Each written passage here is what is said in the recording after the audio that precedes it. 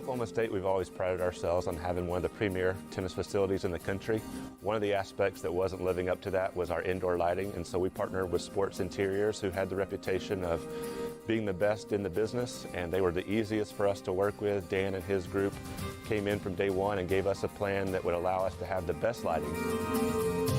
The LED lights have given us so many advantages, just being able to turn the lights on instantaneously, not waiting for them to have to warm up, just being economic friendly and allowing us to run the facility at a less cost. And then the liner made such a big difference. We didn't have a liner before, and so being able to have that reflectivity and be able to just have a clean look around the facility. Recently, we were able to host matches for the ITA All-American Championships on the courts, and we got so many comments that it was just as bright inside as out, and that's what we had hoped for. And with us hosting the 2020 NCAA National Championships, that's what we wanted. We wanted to showcase our tennis facility as being one of the best in the country and being a venue that would allow us to host the best championship possible.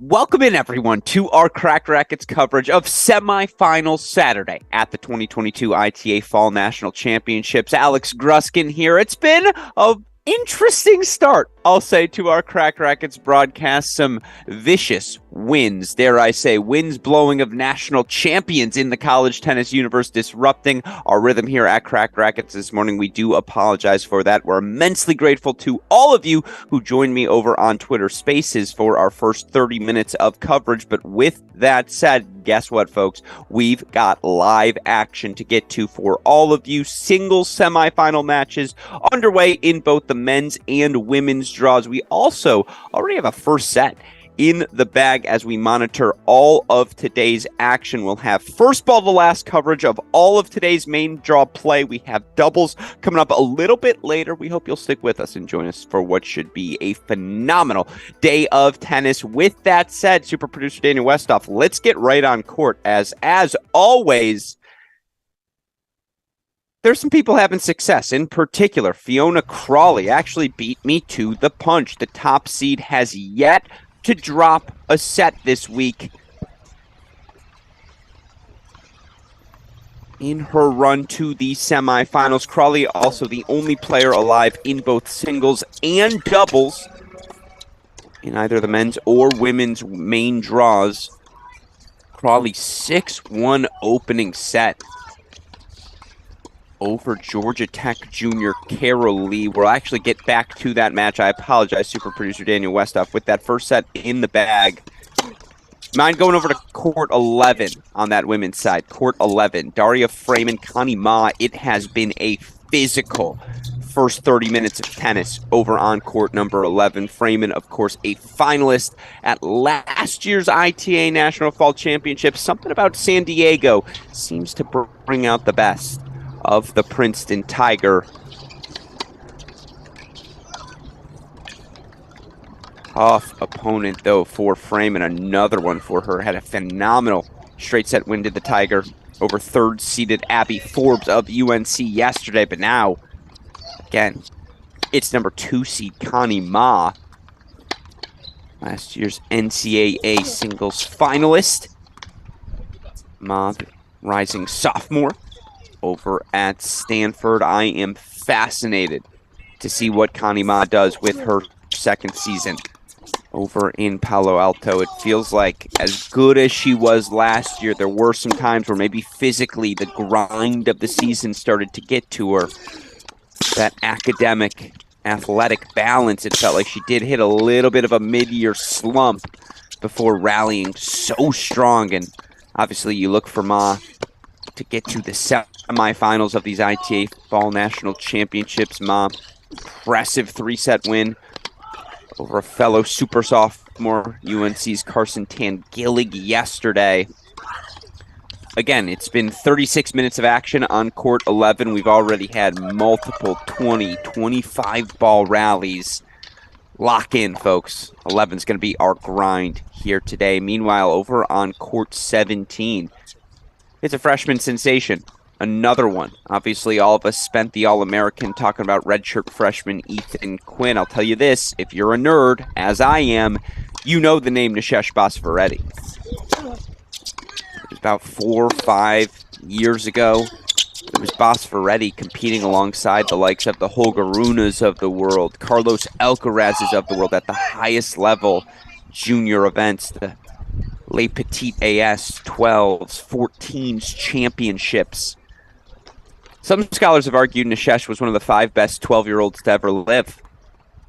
And again, it's a very small list.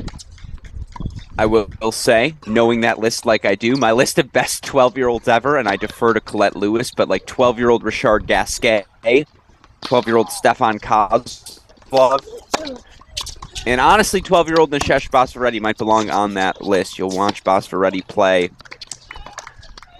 No doubt about the things he can do on court. You see the volley put away there. Basvareddy, of course, a 2022 Junior U.S. Open doubles champion alongside Michigan State freshman Ozan Kolak. Excuse me, Ozan Barris. I knew that. I'm back in the universe, folks, I promise. Basvareddy there, beautiful hold. So he's up a break early 4-2 on Florida State's Antoine Cornut-Chauvink, a player many expect to be a guy who walks into the college tennis universe top 5, top 10 player as well this season. Of course, the FSU Seminole on the roster last year, wasn't a part of the playing lineup, obviously. Eligibility things needing to get in line, but now he is eligible, and he's already shown the talent he possesses. Was the only player to get a set off of Ethan Quinn at the 2022 ITA All-American Championships. Very impressive win for the number 2 seed yesterday. 3 sets over J.J. Tracy of Ohio State. It's a very physical match between the two, despite 3 lopsided sets on the scoreboard. You see a nice response there as he moves forward, knock that volley off at the net. So again, that's your action on court 17. These are your 2 first sets going on. Let's just set the scene here for all 4 of our matches, super producer Daniel Westhoff. So let's do a complete screen shift here. Let's go from 11 and 17 to court numbers, whatever the other ones are. Stadium and what, 10? To stadium and 10.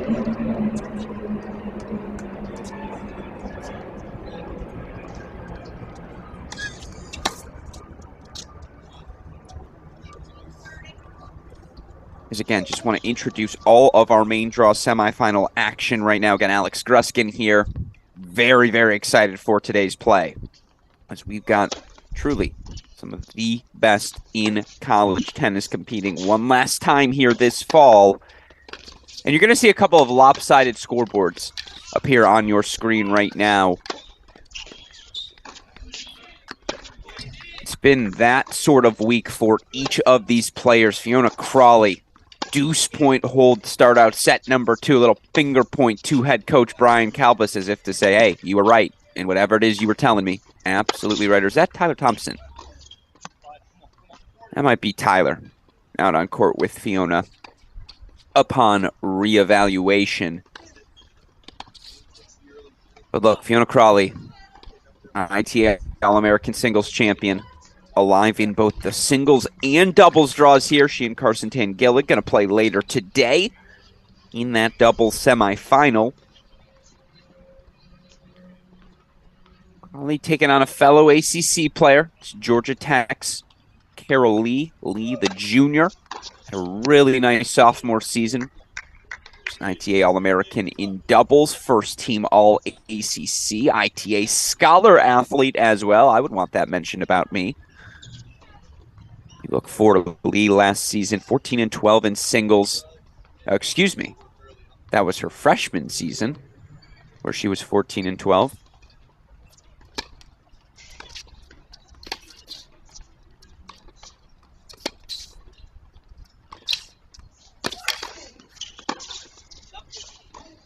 Lee knocked out by Sarah Hamner.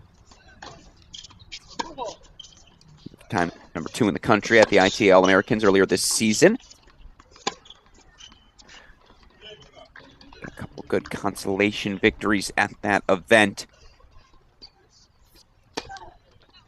Obviously going to need to bring her best tennis today if she wants to end the run here of Fiona Crawley. Meanwhile, left side of your screen, how about this? After a 6-love opening set for Texas fourth-year Elliott Spizzirri. It's the top seed for Duke, Garrett Johns. Early break lead in set number 2. It was just a runaway freight train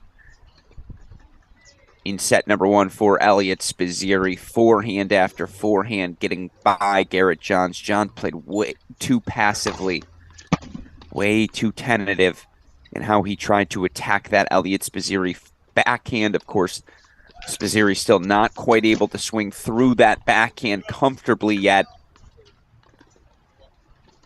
He knows players are going to try to target that wing, but I thought Johns was a little bit too predictable in how he went about that first set. And so good to see he's made an adjustment. That said, you see the game points coming up now here for Elliott Spizzirri to just get on the board here in set 2.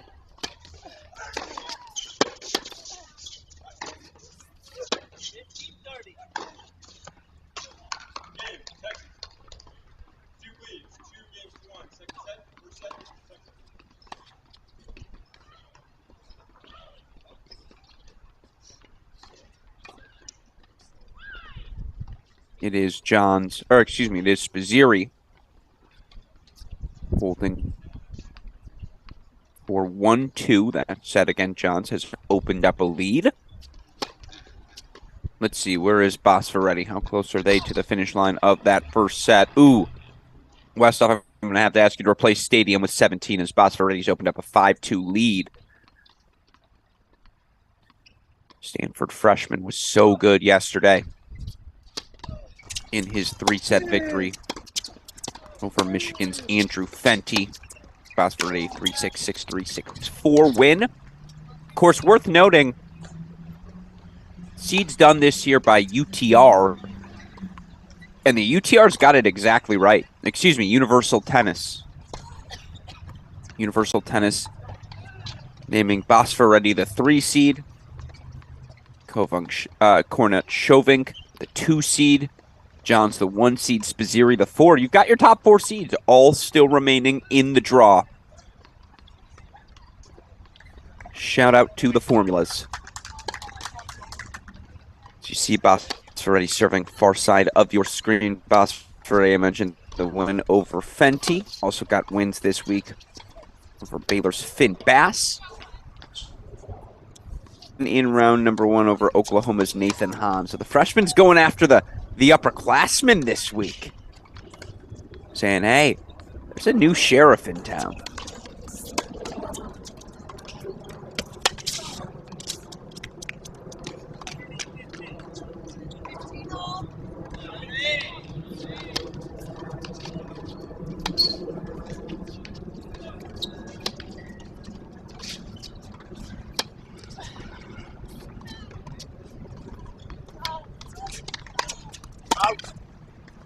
On the right side of your screen, for what it's worth, we did just see Carol Lee fight off a break point. You feel like she's got a hold here. Went down an immediate break in set number 1. Down 6-1, 2-0. I know it's still early in the second set, but boy, is that a lot of scoreboard pressure. Boy, does that open up just a massive runway for an exceptional front runner in Fiona Crawley, which will allow her to be just that much more aggressive. Maybe we'll have the chance to speak with Crawley today. I know we're going to have the chance and try to speak with all of these winners. Have them pop on for 2 to 3 questions, talk about their time in San Diego. So be on the lookout for that if you're joining us here today. And again, Alex Gruskin, excited to be steering the ship here on Semifinal Saturday. I know we've got our double semifinals coming up after this. I believe the men's double semifinals are going to go on right away. Women's double semifinals, maybe a slightly longer pause. Just depends how long Fiona Crawley, I guess, needs between matches.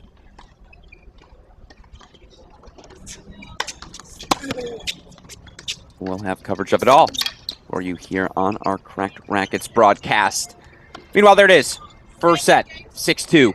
Vishesh Basvareddy, the freshman from Stanford, so mature in his shot selection. Moves the ball around the court so diligently with such purpose.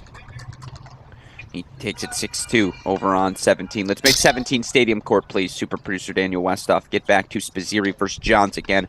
When we last checked in here, Elliot Spazziri had gotten on the board, but it was Garrett Johns who, after being served up a little Asiago with cream cheese, right? Who doesn't like a Saturday morning bagel? Courtesy of Elliot Spazziri, but Johns has come fighting right back.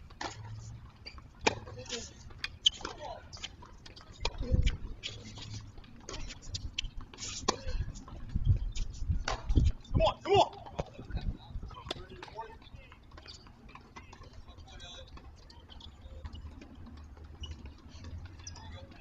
And you see that pattern right there. That was the pattern Garrett Johns got into far too frequently in set number 1. Yes, he's attacking the backhand wing of Spazziri, which you have to do, but he's too passive in how he's going about doing it. The slow rollers, they're not going to work against Elliot. He's going to have time to get around that ball, hit a forehand.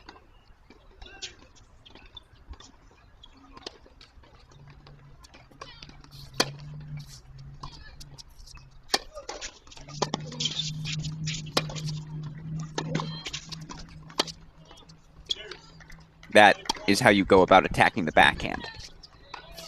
Be definitive, decisive. Move in behind that shot. You know the slice is coming back. Yeah, Elliot might be able to dip it low by you, but he's going to have to hit a damn near perfect ball.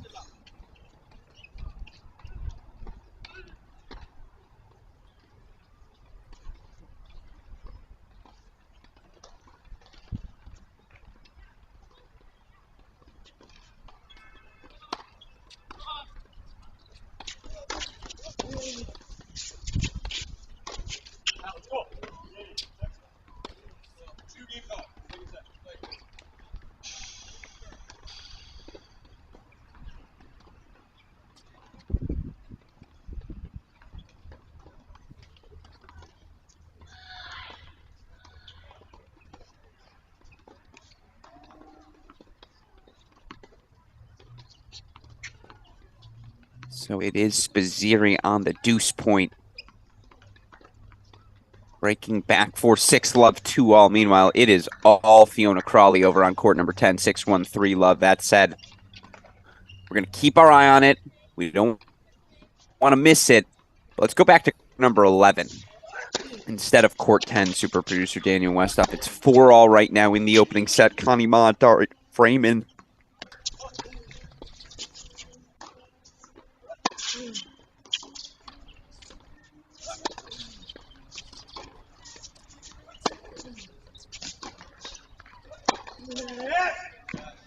You know, I'm just in awe of this footwork for Elliot Spazziri. The man is everywhere.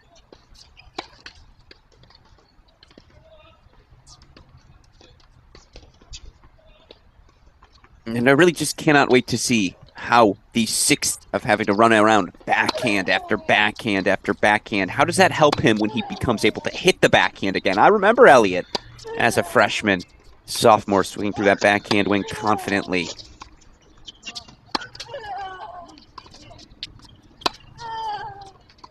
There's no doubt his forehand has just become a monstrosity of a weapon almost by necessity.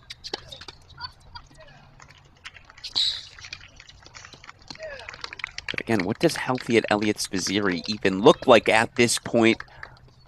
Dare I say a future top 100 player? I'll tell you this, and I said this on Twitter Spaces, I feel better about Elliott Spizzirri at this point of his college career than I ever did Arthur Rinderknecht. And look where Rinderknecht is now. That said, that's the wheels for Garrett Johns. He has to get back to doing that. He's been too passive. He has been the passenger in this match, while Elliott Spizzirri has driven the car in terms of rhythm, point by point. Meanwhile, yes, I saw Connie Ma, exceptional touch as she holds 4-5-4 on serve still in that first set on court number 11. Meanwhile, Fiona Crawley, 6-1, 3-love. Love 30 lead now in that Carol Lee Love 3 service game. And of course, as we saw, Basvareddy 6-2 first set.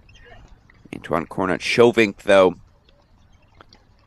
1-love over there, up 1-love, on serve in set number 2. Let's stick here on court number 11. I know, apologies for leaving that changeover on your screen, but don't want to miss the ending here of this set. And obviously, Freeman now going to have to serve to stay alive.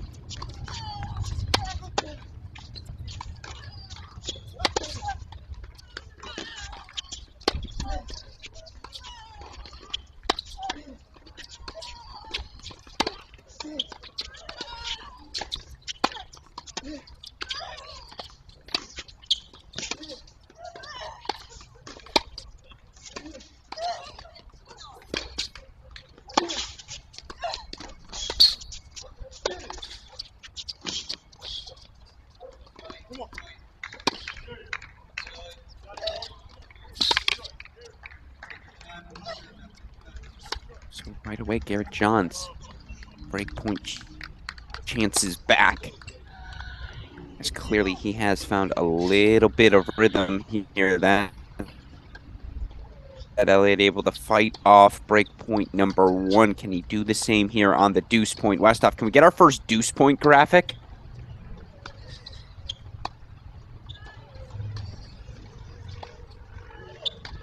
That's what I'm talking about. It's a deciding point on the left side of your screen. Meanwhile, again, Daria Freeman, the junior, 4-5, 15-all.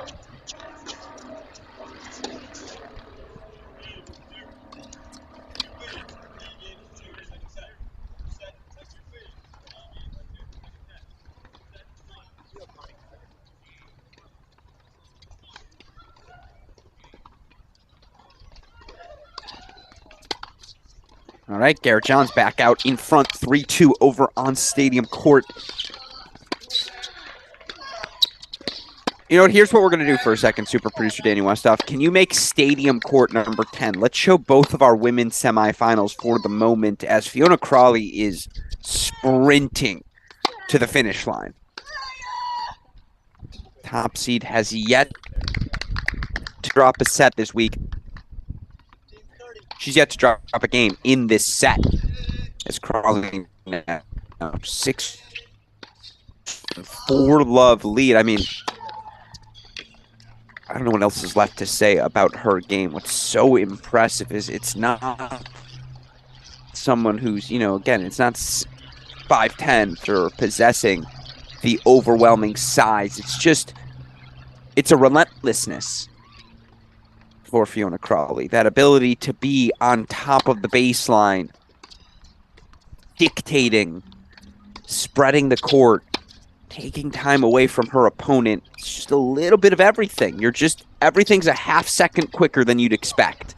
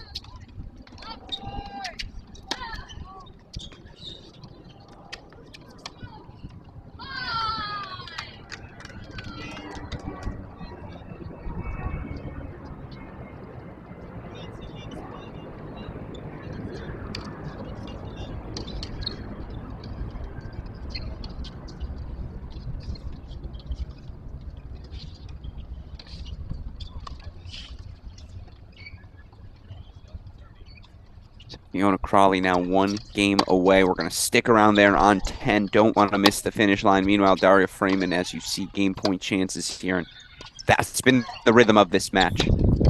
10, 15, 20 ball rallies. So interesting. I know I've talked about this before on our Cracked Racquet shows. Excuse me.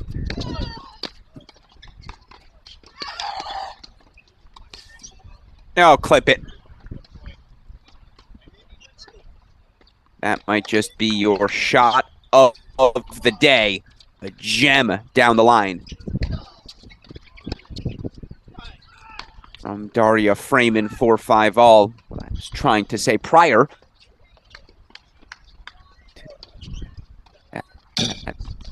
Exceptional improvisational moment from Freeman is it's just this idea of, for Freeman, I see shades of Katarina Jokic, the former University of Georgia All-American. It's how they swing after the forehand. I think Jokic probably had a little bit more pop. I do like Freeman's ability to open up angles perhaps a bit more. Both of them exceptional on the backhand wing. I think Freeman's a really good mover as well. There's just not really a definitive weakness for Connie Ma to exploit on the flip side. It's the same story for Connie Ma and how Daria Freeman goes about attacking Ma. Maybe force her to have to generate a little bit more from the center of the court. And obviously, aggressive in changing directions on that point. That's what you have to do. Have to play your best. A finalist in singles. She's not going to give you anything for free. Meanwhile, again, Fiona Crawley.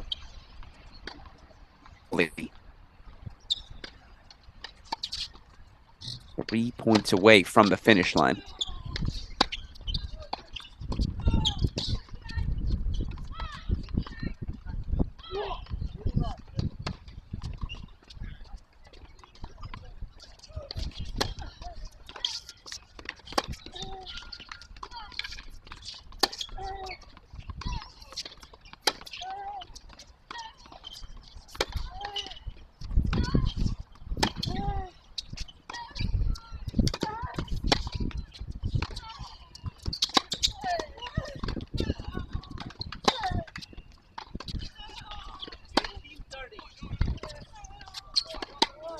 I don't know what you're supposed to do. If Fiona Crawley's hitting the backhand swinging volley, didn't hit it cleanly, still manages to generate that sort of angle and depth. If that's the miss hit, you can understand why the scoreboard looks as it does. For Carol Lee, it's just been one of those days, tough days at the office. Again, top seed Fiona Crawley closing in. ITA National Fall Championship berth.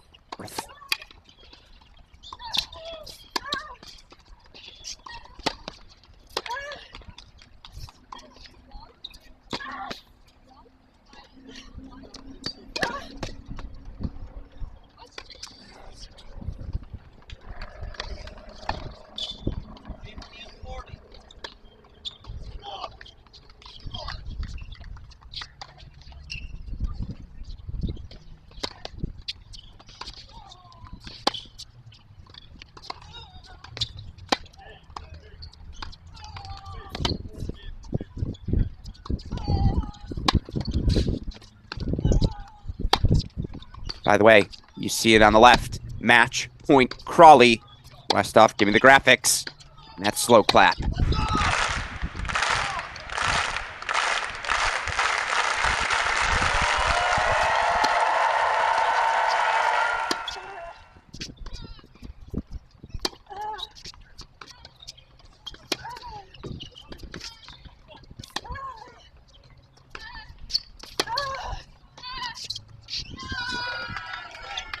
The Fiona Crawley fall continues.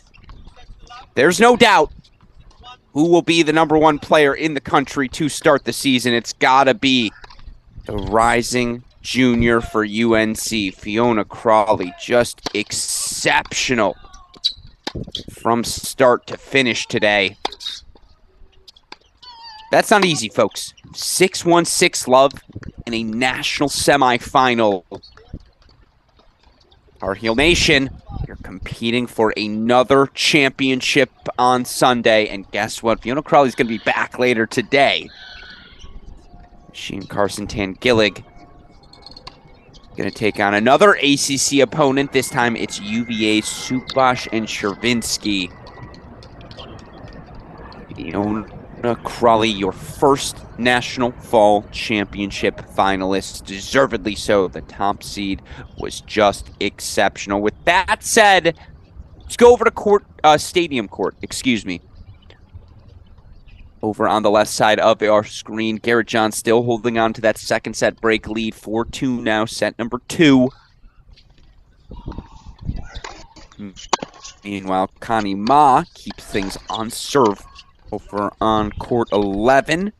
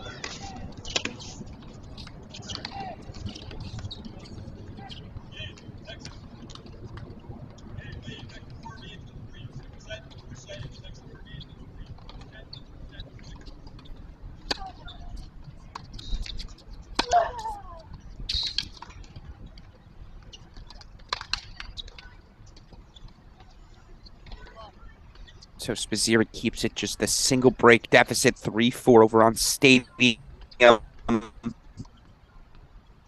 Meanwhile, for what it's worth, Nishesh Basfaretti was just broken. Florida State's Antoine Kornachovink, 3-1 lead now in set number 2 as he looks to extend his semifinal match. So you see Daria Freeman still serving 5-6.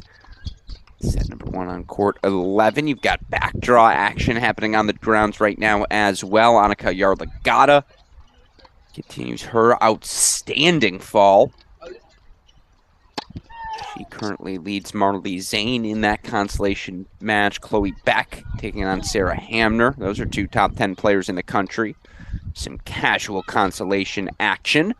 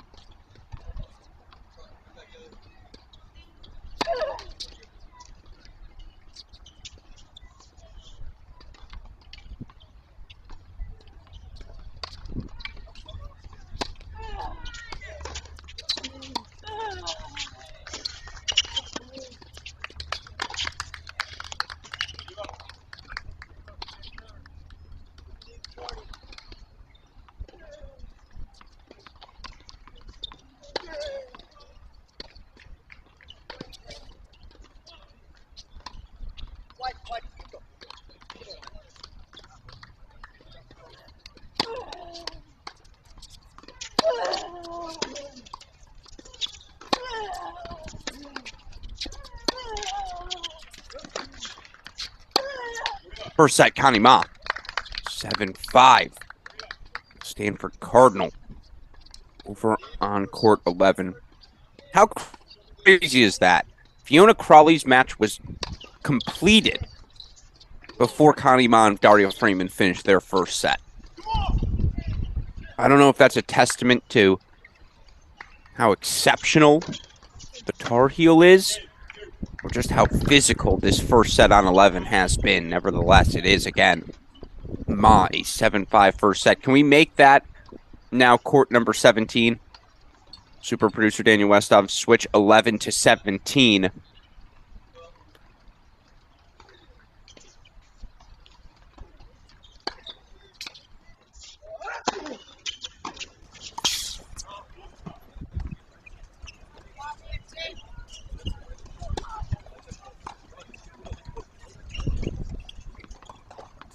Reason I wanted to head over there. Again, it's Florida State's Antoine Kornachovink 4-1 lead right now over Bosforetti.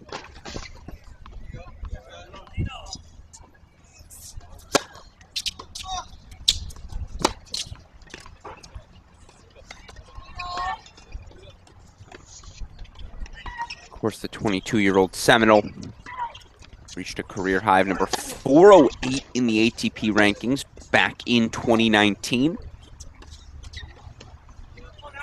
2 futures titles during the 2020 season for Kornachovink.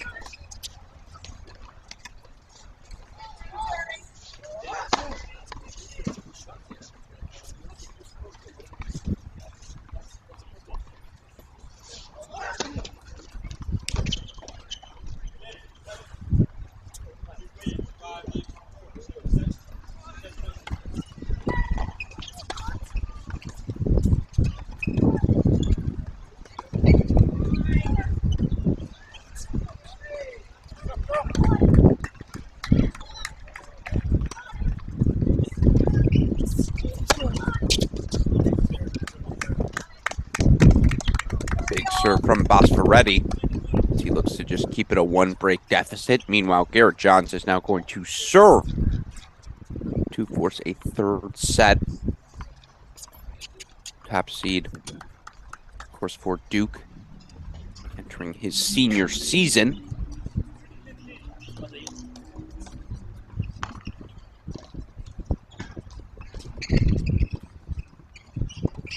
We'll keep our screen on that match Eventually we'll get to a little Stanford Cardinal hour here.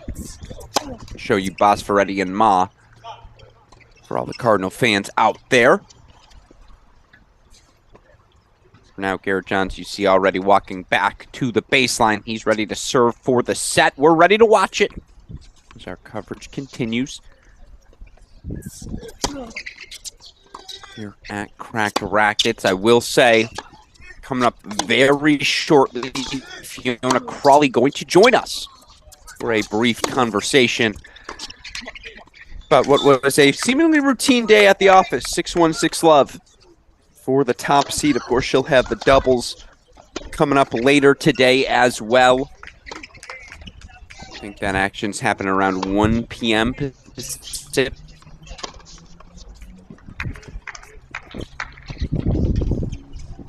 Super Producer will have that scheduled for all of you listeners momentarily.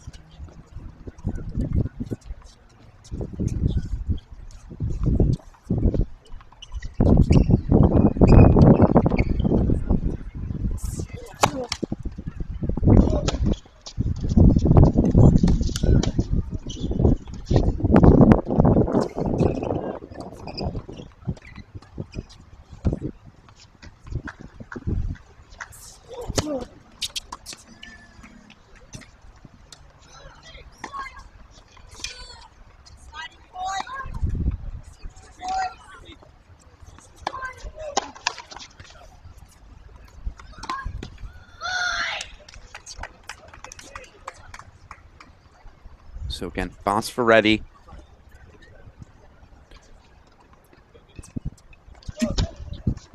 Deuce point.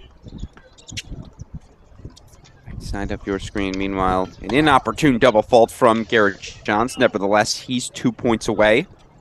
As soon as that second set, our supposed service game for Garrett Johns comes to a close, we are going to bring all of you Fiona Crawley.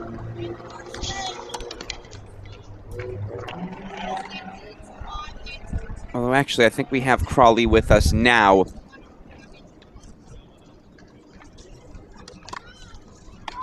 $30 here for Garrett Johns. Yeah, well, let's stick through the end of this. I don't want to distract all of us at home. Because who doesn't want to hear from Fiona Crawley, of course. 5-4, $30. Left side of your screen. Meanwhile, Antoine Cornut-Chauvin now serving for the second set as well.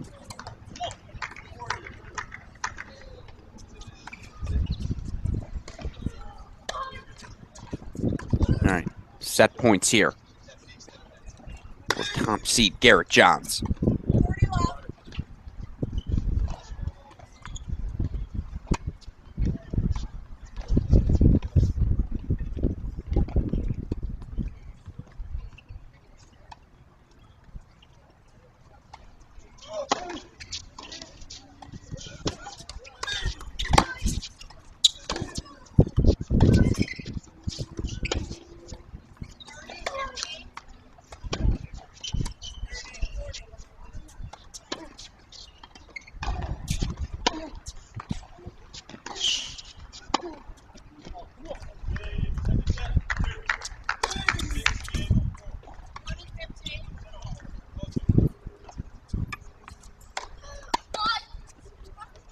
Six-4 second set to Garrett Johns.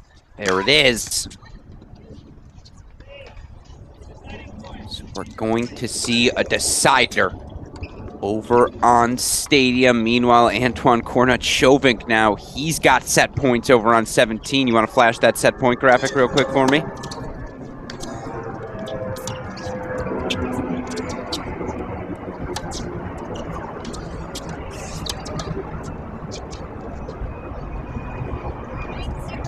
We're going the distance in our men's singles semifinals. Wouldn't have it any other way. Each of these matches now headed to a third set. We'll have coverage of it as we roll on. Semifinal Saturday here at Cracked Racquets. That said, let's throw Connie Ma up on the screen. Connie Ma, 7-5 first set over Daria Freeman. That match, of course, happening over on court number 11. So we'll go to Court 11 now, full screen. And we're going to bring you Fiona Crawley.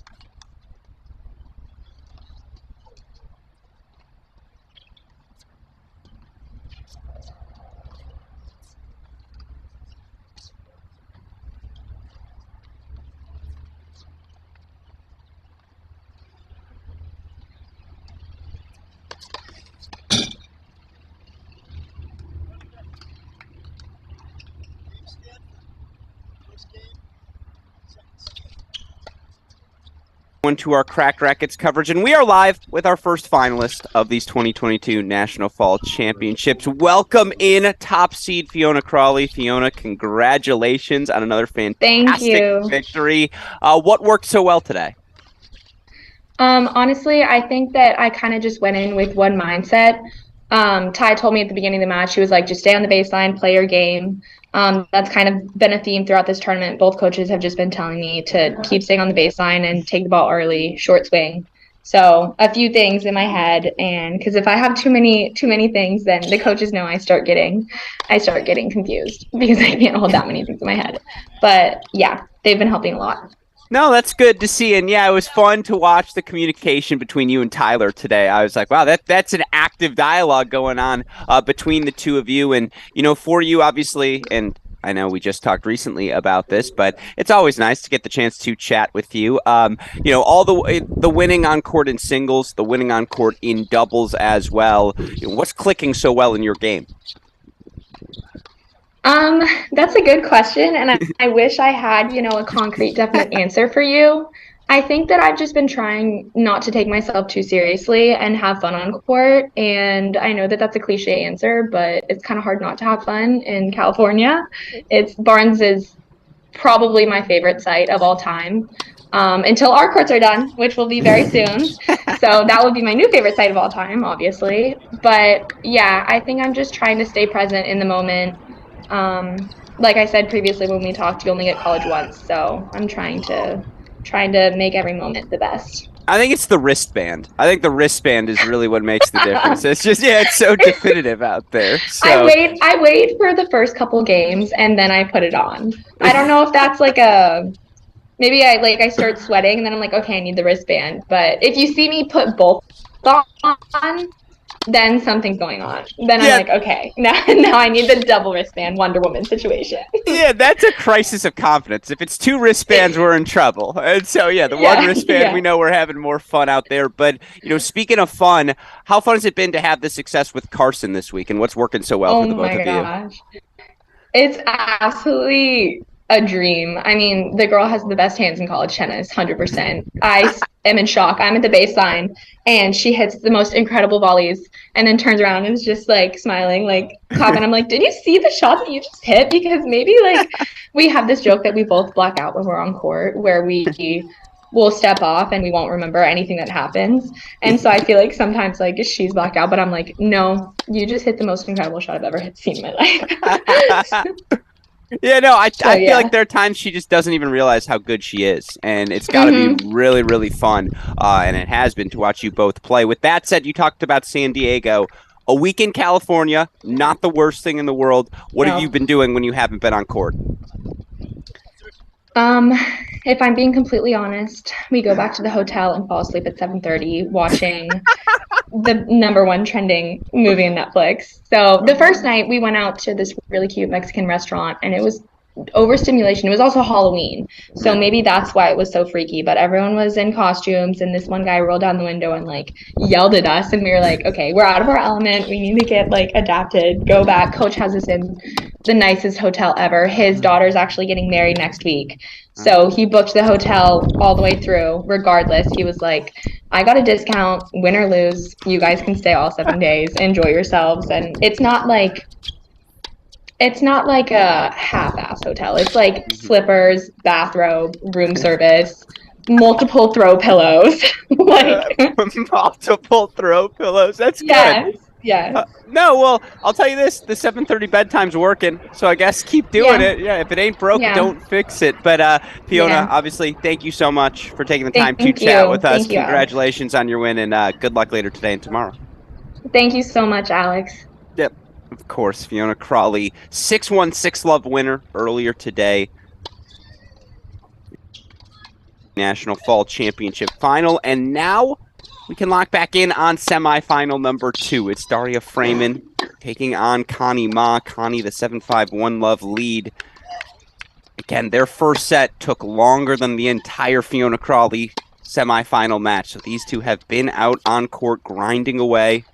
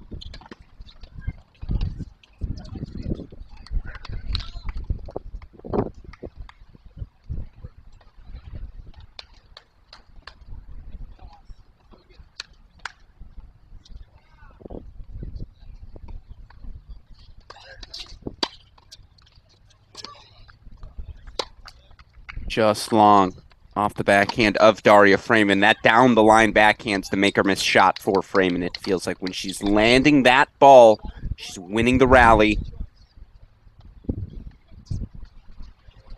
When that ball has sprayed on her, that Connie Ma seems to be having her most success. And this is a pivotal little inflection point. It's a deuce point. It's a game point. It's a break point. This is the moment for Ma.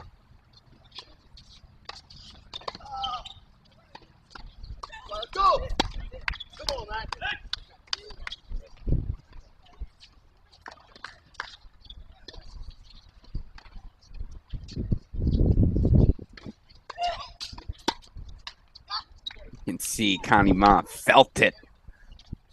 That was her moment to begin to open up some separation.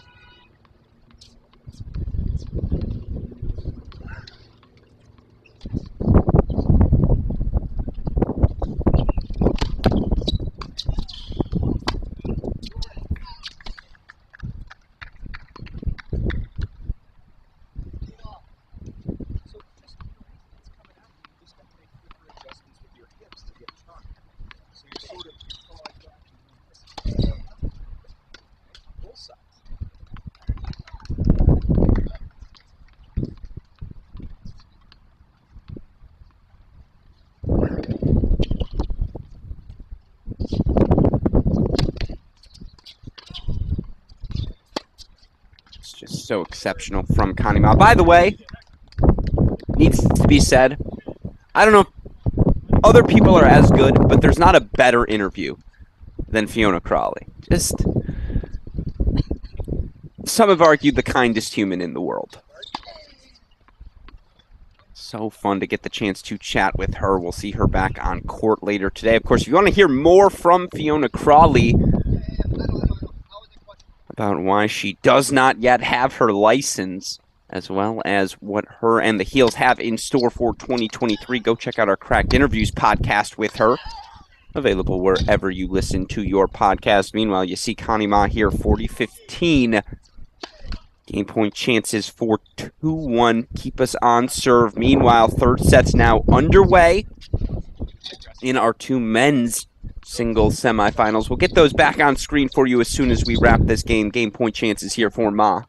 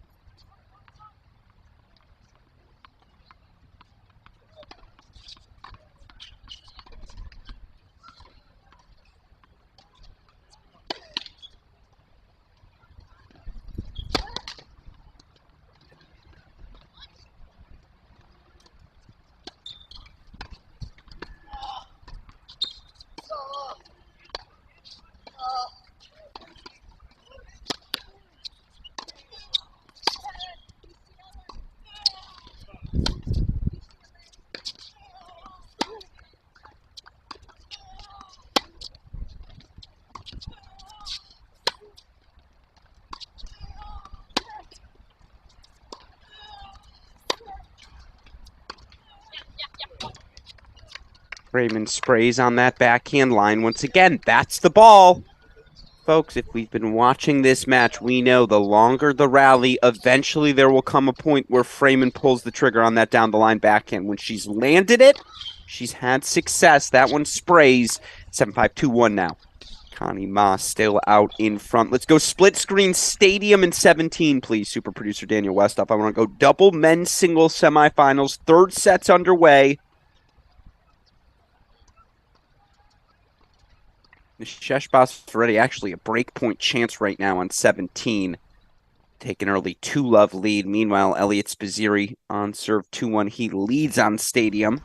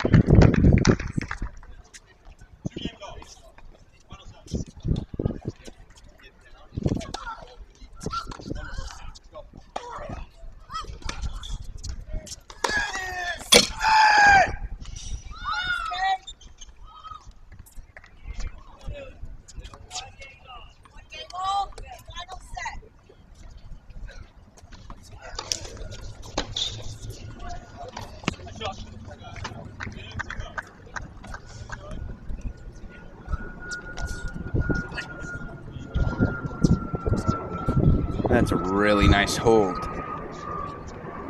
22-year-old Antoine Kornachovink. Meanwhile, on serve 2-all as well over on Stadium. Just a reminder, these are your top 4 seeds entering the tournament. John's the 1, Spizzirri the 4, Kornachovink the 2, Basfaretti the 3.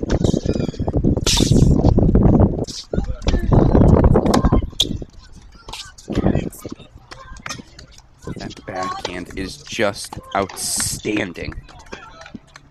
Going to Sheshbasvareddy, how early he targets it.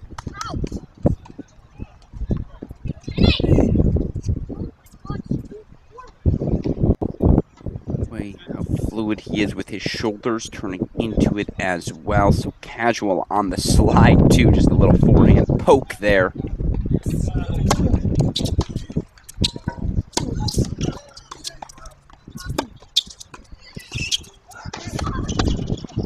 But that is gorgeous from Florida State's Antoine Cornut-Chauvin. Westhoff put a clip in it. That might be your shot of the day.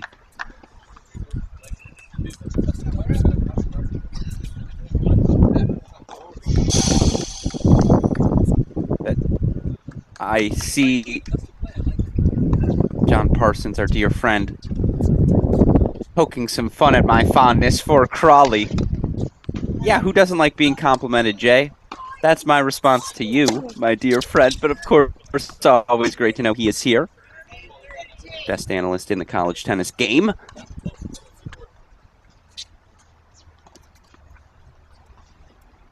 And of course, to all of you tuning in, any thoughts, comments on the matches, things you'd like us for us to explore here on today's stream, just let us know.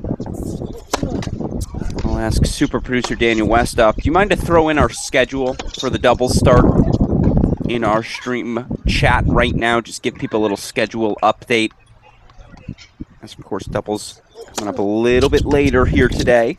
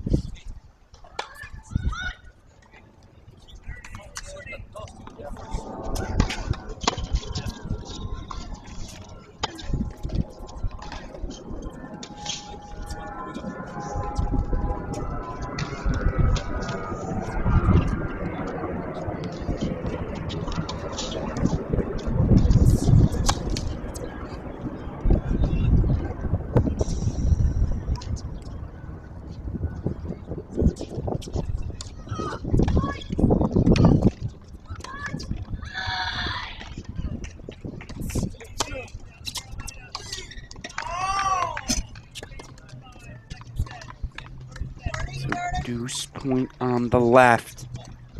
Here's the moment for top seed Garrett Johns, who you have to give so much credit to after getting blitzed in set number one. And I know our stream wasn't live for that, but we were following the match on our Twitter Spaces.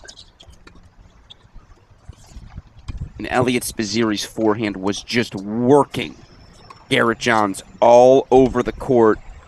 What's the conversation here?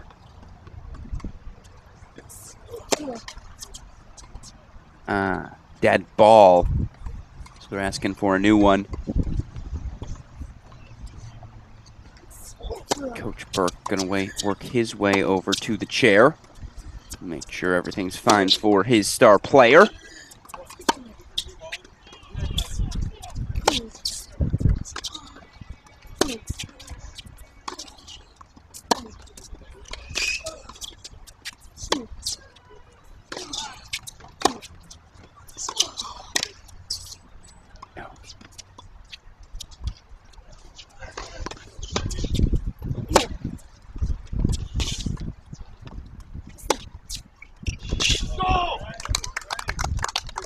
Cut the clip. That's your point of the day on 17. Basvareddy holding for 2-1 with some exceptional physicality.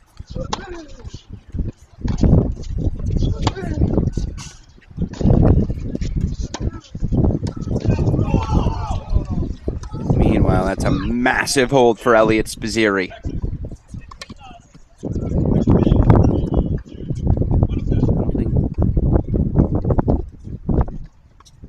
I don't know, long conversation here between Johns, Coach Ramsey Smith, the chair. Who says these kids don't want it? 3-2, Spaziri. No one can accuse them of that. Meanwhile, 7-5-2-all over on court number 11. Don't want to leave dead screen, so let's make court number 17-11, please. We'll make that right side of the screen the Stanford cam for now, as Connie Ma, the elder of the two Stanford players playing right now. Ma, the sophomore, Bosforetti, the freshman. Connie Ma, 7-5-2-all right now. Very little separating Ma and Freeman. Freeman played one loose service game, literally one loose service game to end set number one, and that was really the difference. She made a couple too many. I think it was two, maybe three backhand errors in that game. Connie Ma doing her Connie Ma thing, moving the ball around the court so well. In particular, hits the inside-out forehand. Such nice aggression.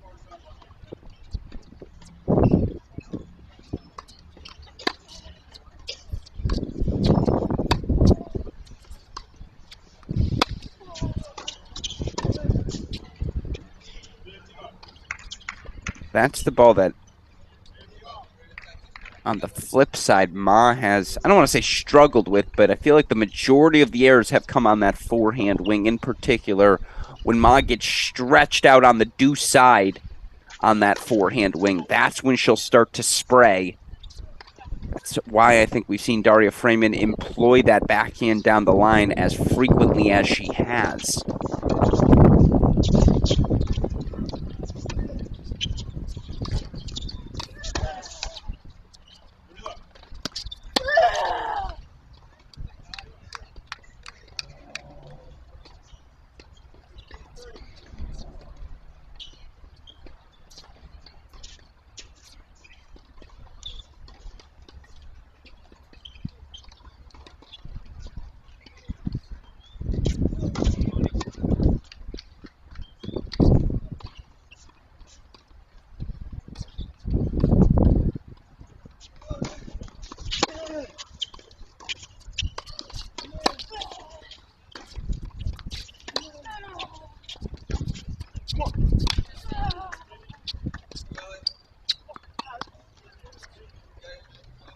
Now, a couple of errors from Connie Ma pile up. This is a massive moment. Daria Freeman. Opportunity to take her first scoreboard lead in this match.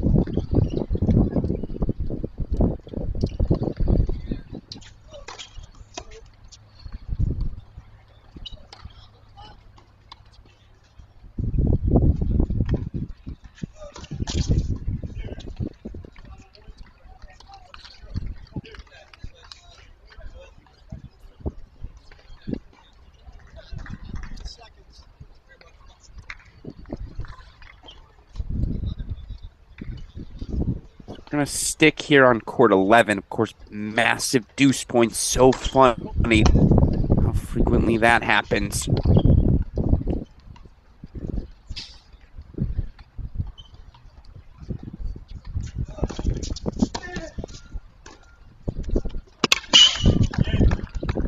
That's the problem sometimes for Spizzirri. Doesn't want to have to hit that backhand return.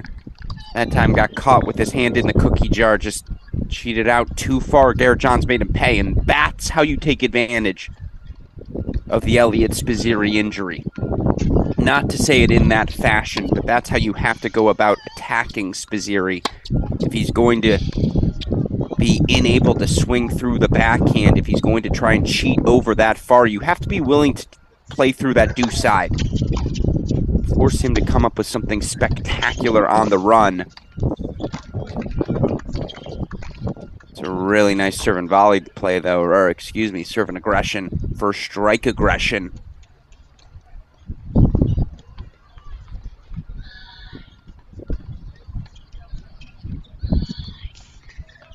Match is getting very good here on Stadium Court.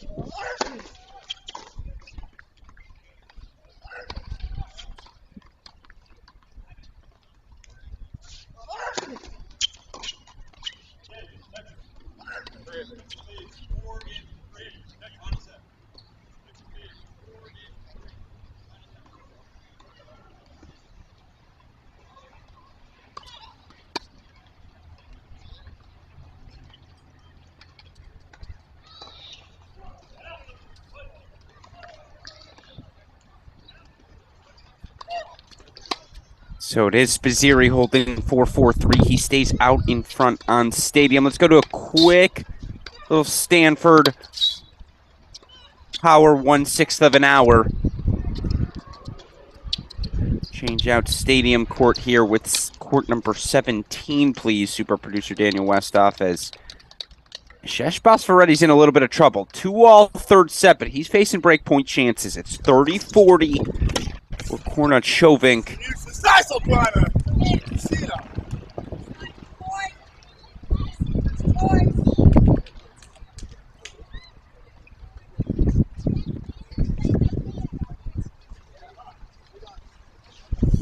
It's a deciding point. Meanwhile, it's breakpoint chances here for Connie Ma.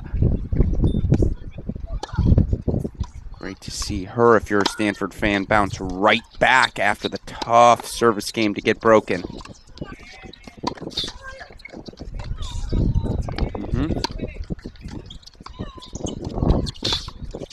No, she missed it. Right? Did that land good? It did. Wow. Okay. Meanwhile, that is an escape for Nishesh Basfaretti. Antoine Kornachovink had the forehand he wanted on that return, just sprayed it a little too much oomph. So it's 3-2 Basfaretti on serve. Third set, court 17. Let's take that back to center court now. I just wanted to show that breakpoint chance there. Spizzirri obviously nearing the finish line, as is Garrett Johns. 3-4 on serve in that men's semifinal. Third and deciding set.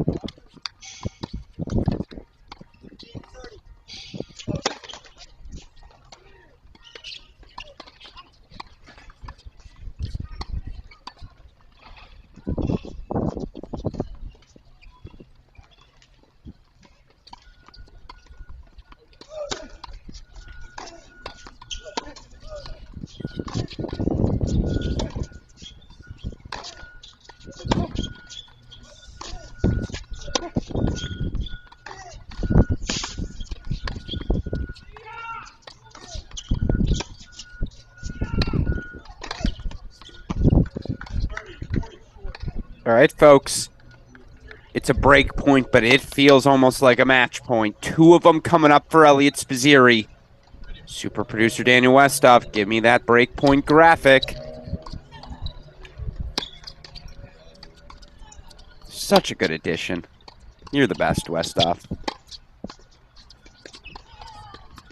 So 30, 40, left side of your screen. Again, two break point chances here for Spizzirri.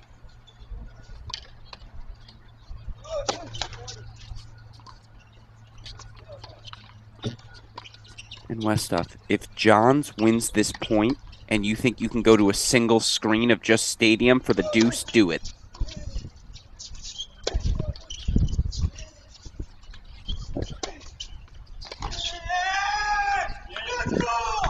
That's your shot of the match. And another nominee for shot of the day, Elliot Spizzirri. How do you do? Cross court forehand ripped. Let's go full screen stadium, super producer Daniel Westoff. I know it's breakpoint chances here for Freeman. We'll keep our eye on that match, I understand. But Elliot Spizzirri is now going to serve for the match. For what it's worth, by the way, Connie Ma did fight off that first breakpoint chance, still 30-40. She's got to face two more here. Bosvaretti from breakpoint chances down to 4-2 up, by the way. Also have men's doubles semifinal action underway. I see Jong and Maxted taking on Bugaric and Trihak. Out on court number 10, I know Luchanig, Tracy taking on Bass and Mizuchi. They're getting warmed up right now. It is semifinal Saturday, folks. We hope you are buckled in. We appreciate all of you taking your time, choosing to join us here at Cracked Racquets. Right now, it's Elliot Spizzirri serving for a spot in the final.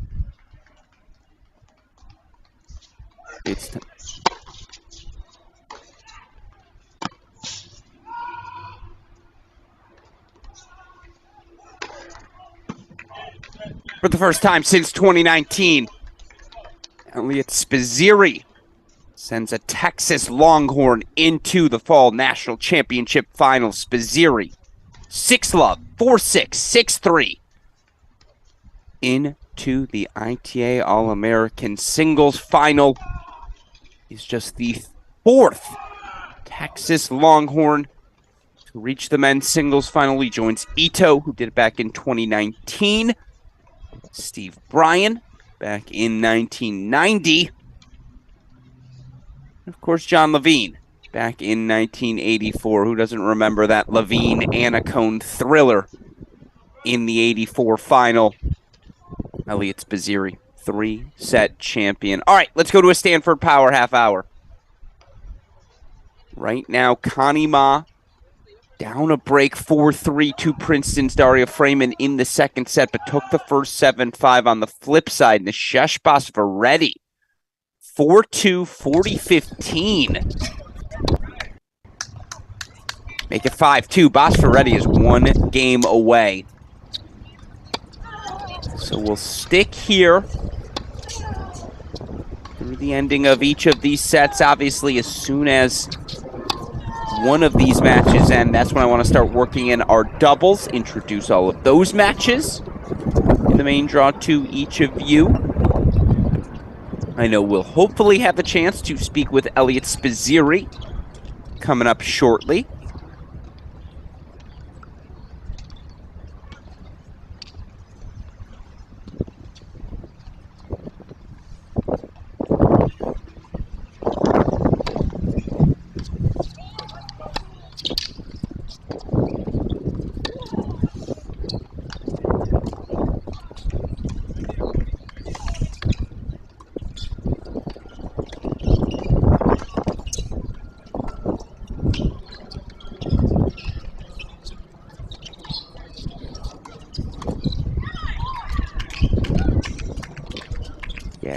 This Freeman-Ma match has just been 2 hours of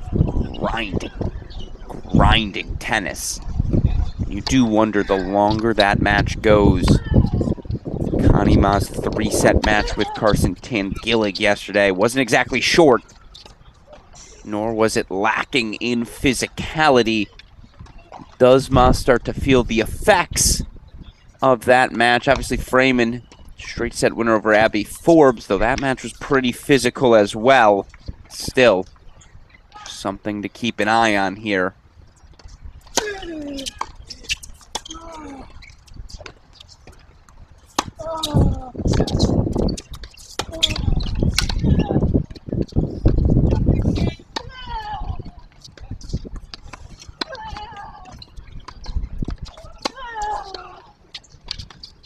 Let me look back here. History for the men. When's the last time a freshman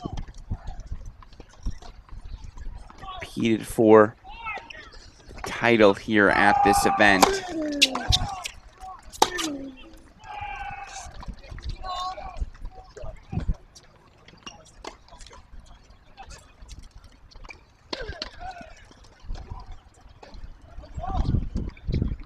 Yeah, I think it was Mitchell Frank back in 2011.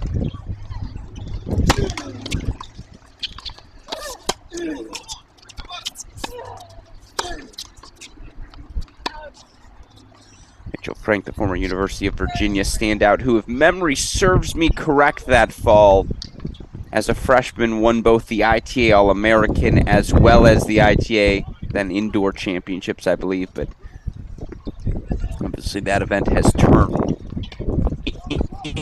to the Fall National Championships. That's your last fact check me there. I think I'm correct in that assessment.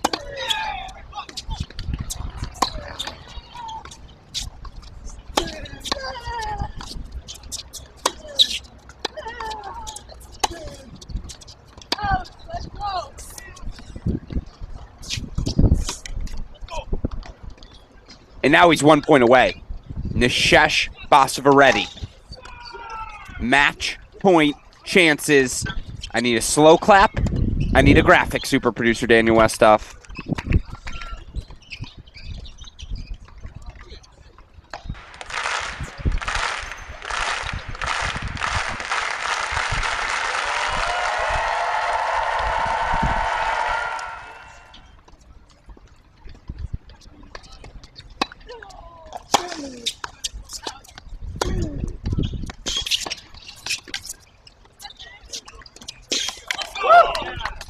Cut the clip.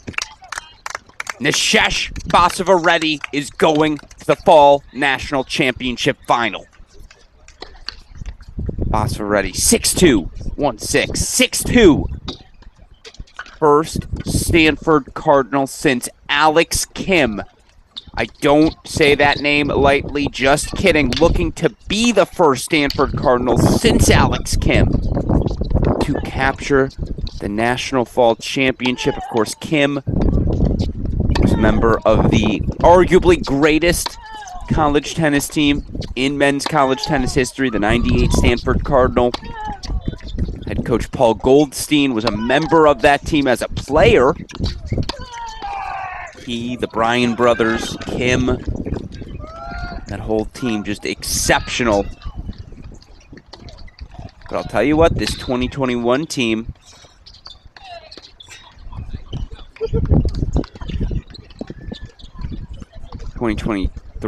excuse me, with 2021 ITA All-American finalist Arthur Ferry perhaps back, Nishesh Basavareddy, Samir Banerjee.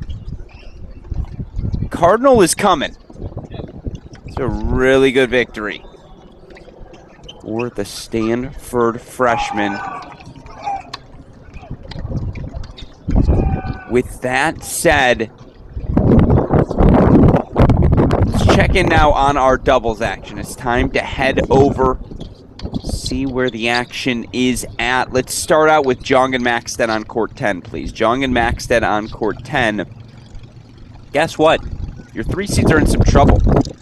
This Utah duo Bugarik and Trhak.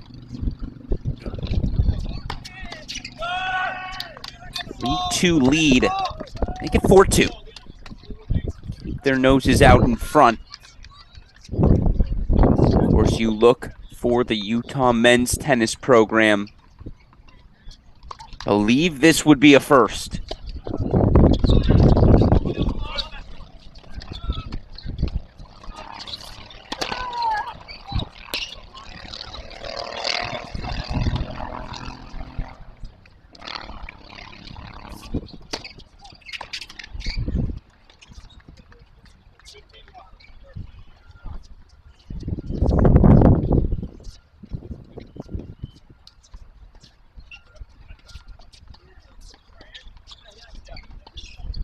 All right, I have the official stat. Greg Holmes, 1983. It's the only Utah Ute to make a final on the men's side of the National Fall Championships. So it's been nearly, 40 years for the Utes? 40 years?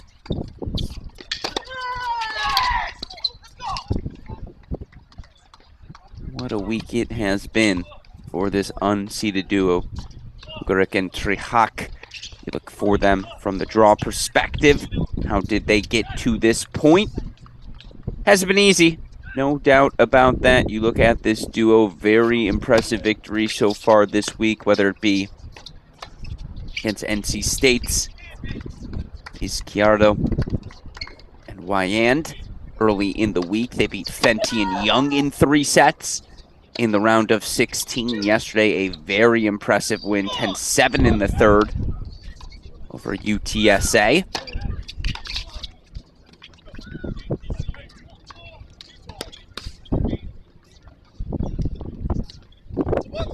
It's a good hold, though, from Jung and Maxton just to keep pace on court number 10. Again, this is Utah TCU. And just to quickly, one more time, introduce your players here. Patrick Trhak, senior out of San Diego, California.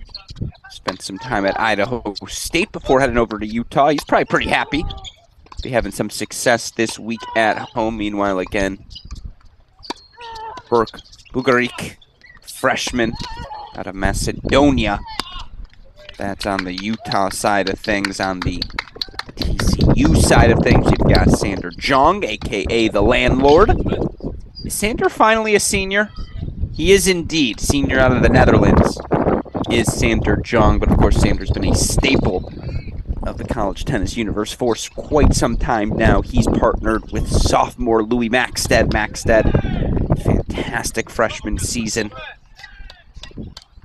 TCU's going to need him to step up this year if they want to repeat as national indoor champions.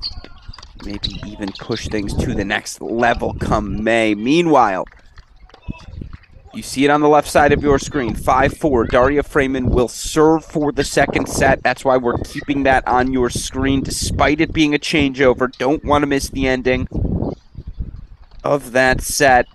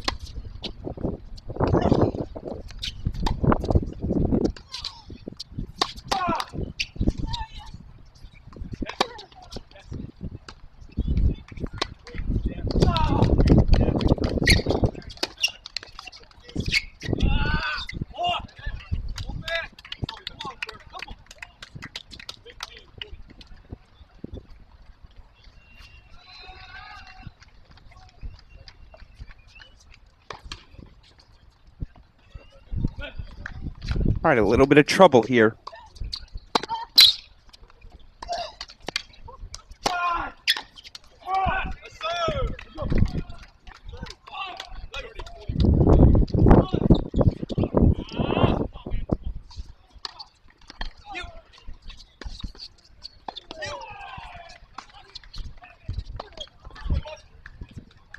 A little bit of a shift in the racket. We'll see if that helps him fight off the break points.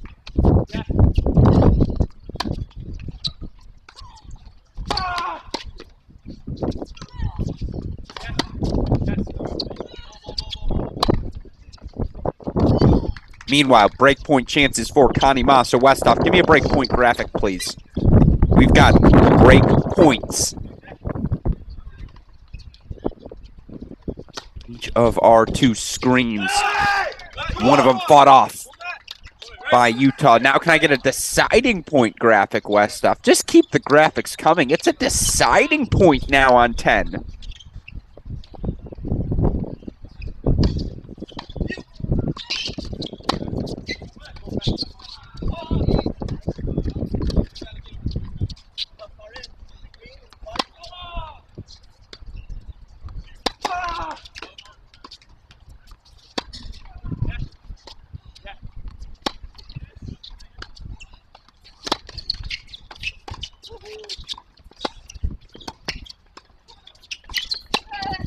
Hanima breaks.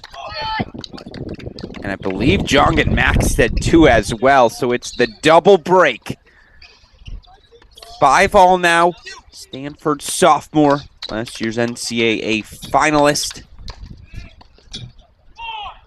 Leveling things in the second set. I said she's been trailing for the majority of. Meanwhile, 4-all now, set number 1 on court 10. Let's bring in quickly, in lieu of court 10, super producer Daniel Westhoff, can we go to court number 12? Make 10-12, as I do want to point out, we've got our other double semifinal on court as well. Again, court 10 becomes court 12. No, I think it's on 12. It's listed as 12.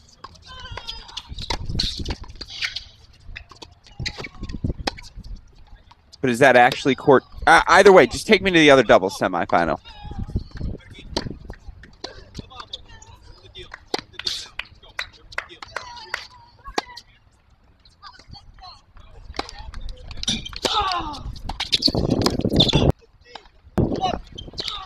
It is indeed court number 12.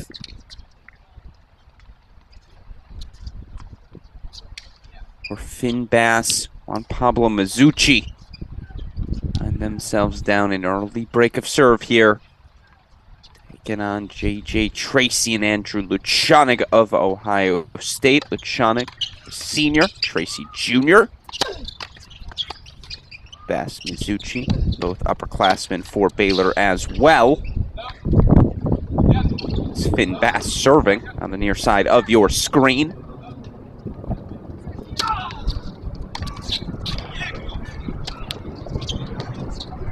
That's a great passing shot from J.J. Tracy, of course. Don't have to look very far to find former Buckeyes who've had success here at this event, excuse me. We have to look back to last season. Robert Cash, Dave Votzel.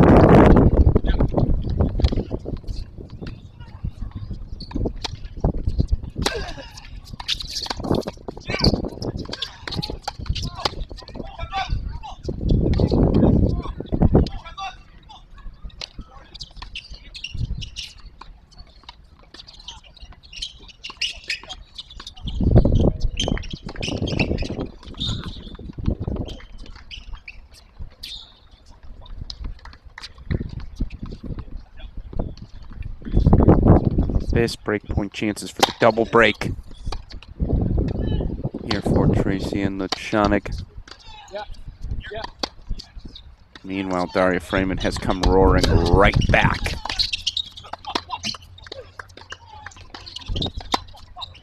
And actually, Westhoff, I apologize. Just should have asked it. We've got break points on our screen right now. You mind giving me that graphic?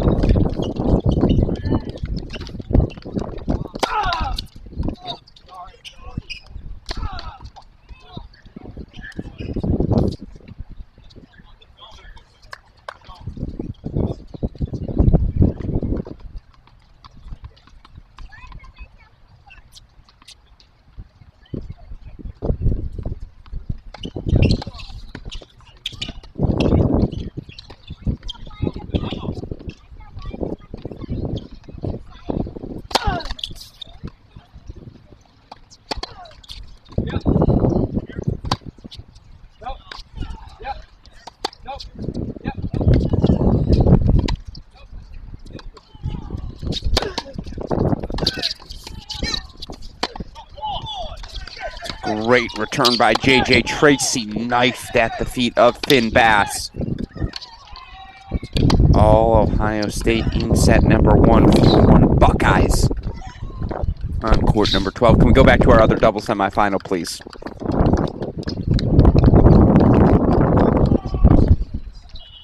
Just saw Jongan Maxted when we last checked in. Break for 4-all as of now.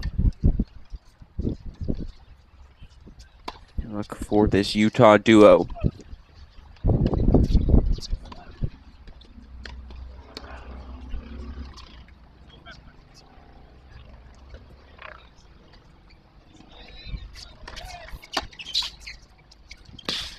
By 4 now.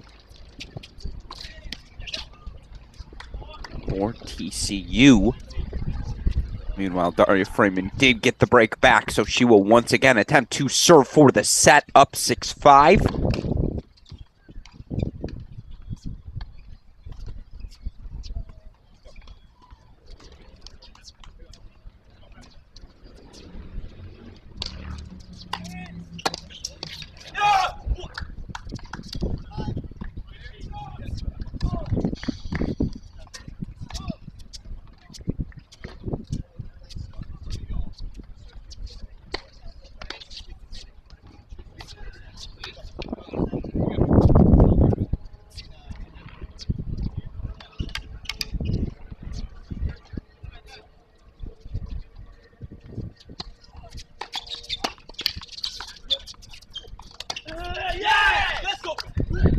Jongan Maxted, first set. The Horned Frogs. They take it 6-4 over on court number 10. So let's go back to court 12 then. We'll watch Daria Freeman, of course, try to serve for the second set. Alex Gruskin here, of course, steering the ship. I want to say fantastic semifinal Saturday at the ITA National Fall Championships. If you're just joining us, unfortunately, you missed.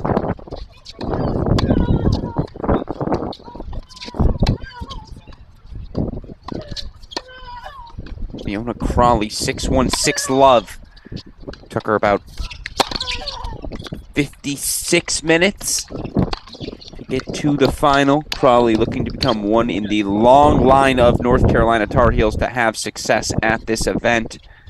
2019, it was Sarah Dabatilla. 2020, Alexa Graham. Of course, 2013, shout out Jamie Loeb, Haley Carter. All sorts of success at this event as well in both singles and doubles. Simply put, this event has been very North Carolina-centric of late. In fact, last year it was Crawley partnered with one Elizabeth Scotty to capture the ITA National Fall Championship title. Crawley still alive in doubles, by the way, as well. She and partner Carson Tangilla going to come back out on court at the top of the hour. Who will be facing off against Fiona Crawley, though? Will it be Daria Freeman? Will it be Connie Ma? Meanwhile, Ohio State employing a little two-back. I have not watched Andrew Luchanik, JJ Tracy. They employ a little bit of a different doubles fashion.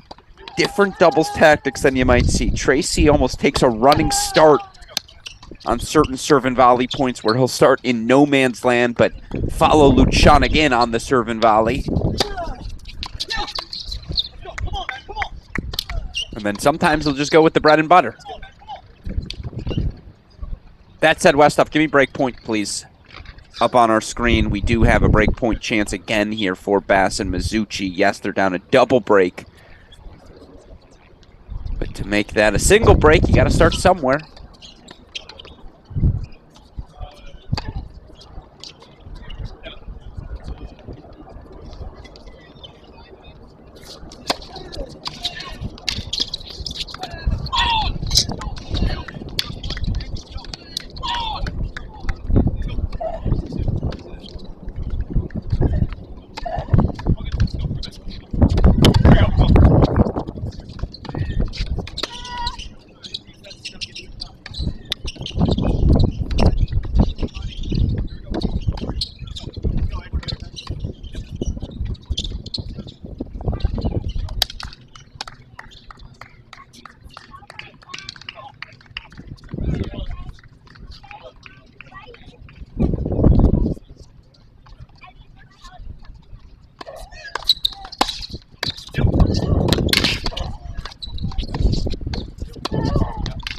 Let's go to a breaker on court 11. It felt like we were headed that way. So Westhoff, we're actually going to go full screen court 11 as soon as this point is done here on doubles.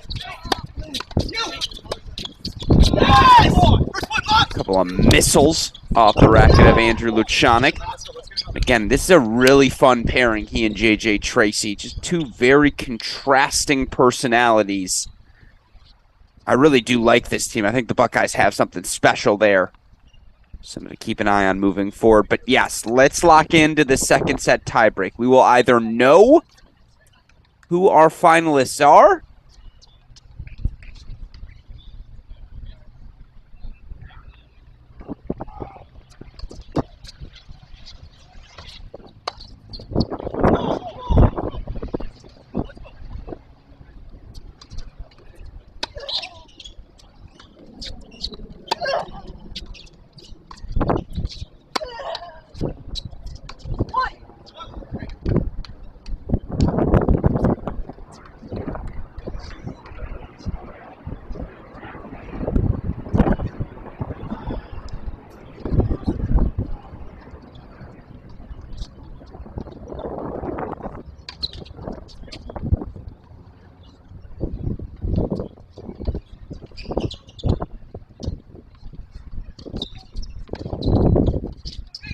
One love here, Daria Freeman. I was going to say an early mini break, but is it? With how this has been trending.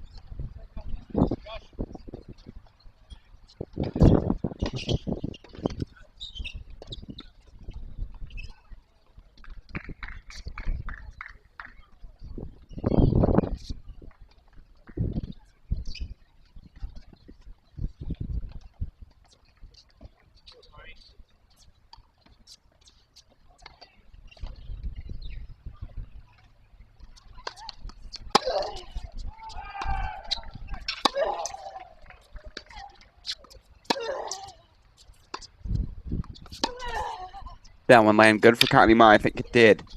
Indeed it did. So 3-1, she gets on the scoreboard. That's a heck of a backhand cross. Uncharacteristic, I suppose, twitchiness. Uncharacteristic errors early in this breaker, but only a 3-love deficit. And if you're Connie Ma, again, you played 3 sets yesterday against Carson Tien Gillig.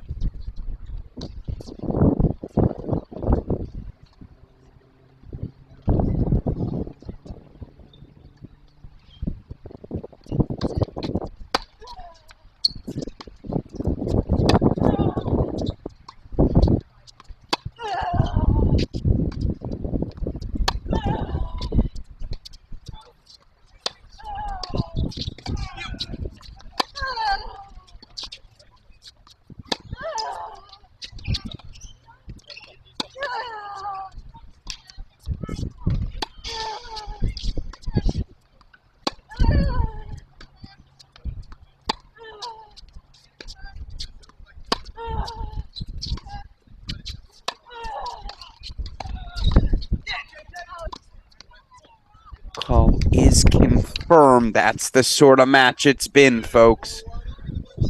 10, 15, 20-plus shot rallies.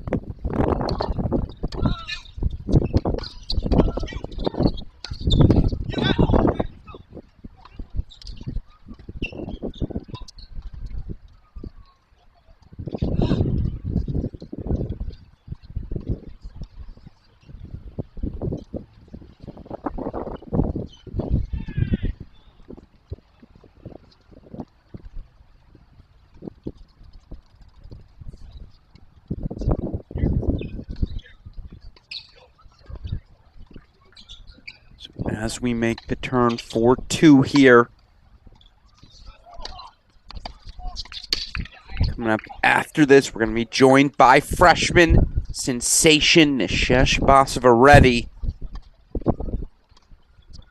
Stanford freshman, a 3-set winner. Antoine Cornut-Chauvin earlier today. So stick around if you want to hear from Nishesh. Of course, that doubles action still rocking and rolling for what it's worth.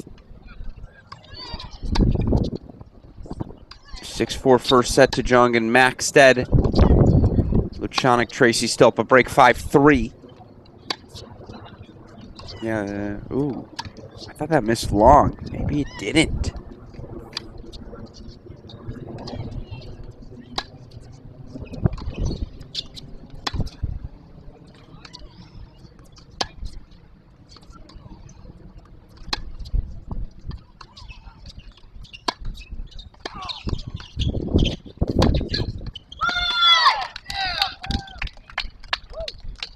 I want to say cut the clip, but in reality, just cut the tiebreaker.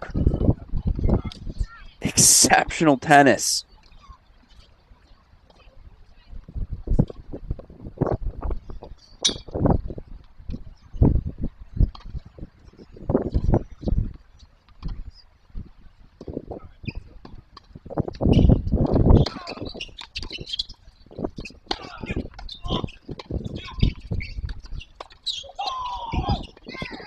For now, Ma back on serve after the slow start to the breaker.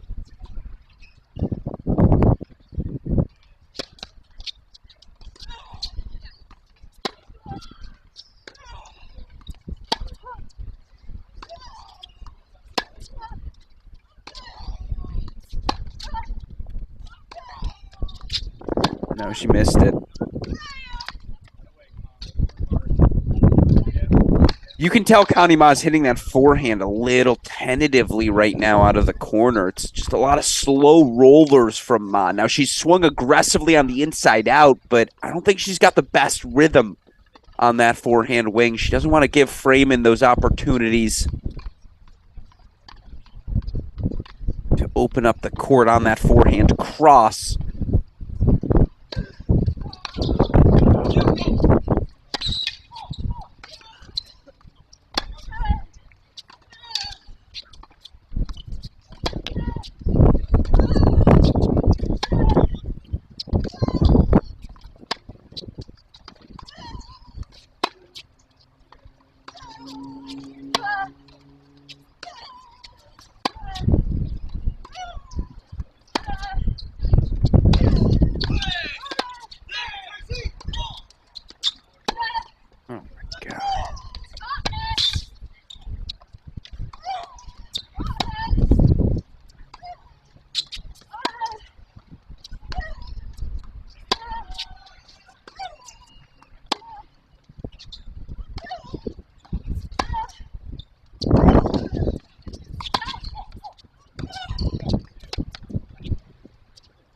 Again, don't cut the clip.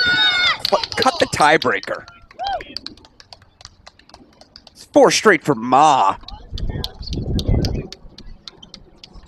I mean, that was just exceptional.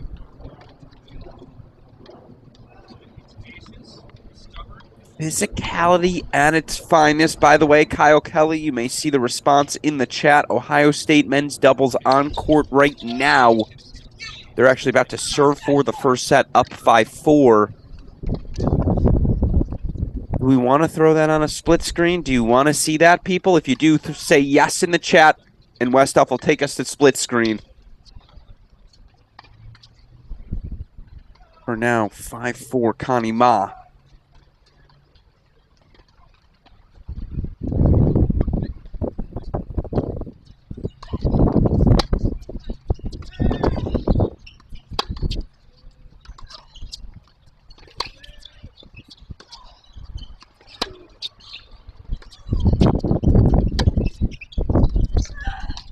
From 4-1 down, Connie Ma. 2 match point chances. Westhoff, graphic, slow clap. Let's roll.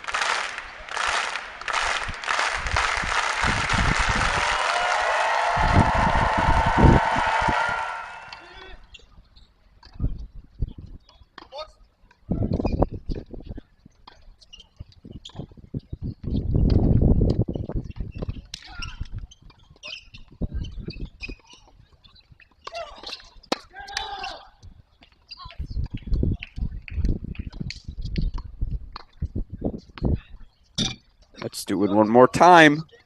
Return goes wide. So it's match point 2. Slow clap number 2.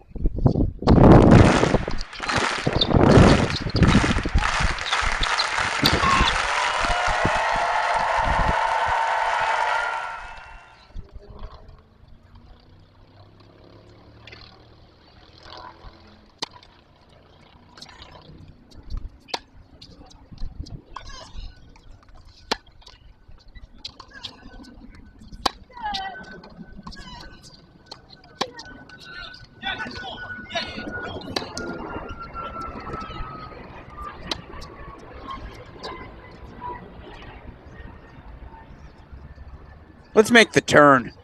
We didn't have enough drama. 6-all now. And again, right now, where are your doubles semifinals? Well, after dropping the first set 6-4, it's Utah's Bergeric and Trahak. 3-2 lead. They're up a break in the second set. Meanwhile, it's Luchanig and Tracy serving for the set, but 15-30. Yeah, let's stay split. I know this Freeman Mawbreaker has been exceptional, but it's an ending of a first set. We haven't gotten to see too much of these double semifinals yet. I'd like to. So let's leave it on our screen.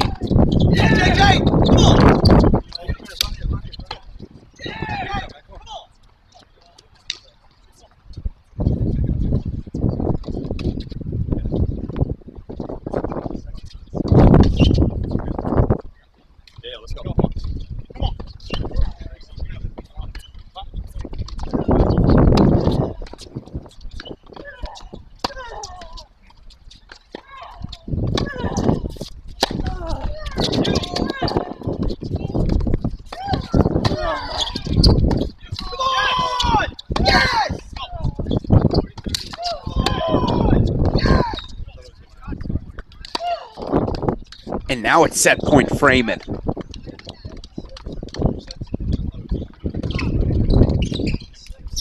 From 4-1 up, 6-4 down, 7-6 up for Freeman. Meanwhile, set points here for Tracy and Luchanig as well.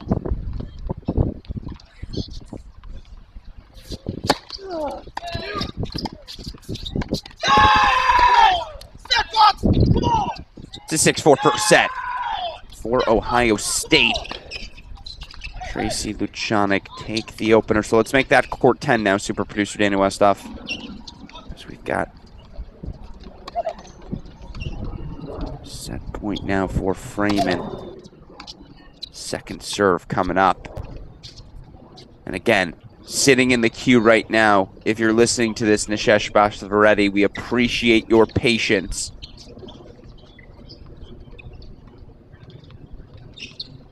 Did we expect a 15-minute breaker? We probably should have.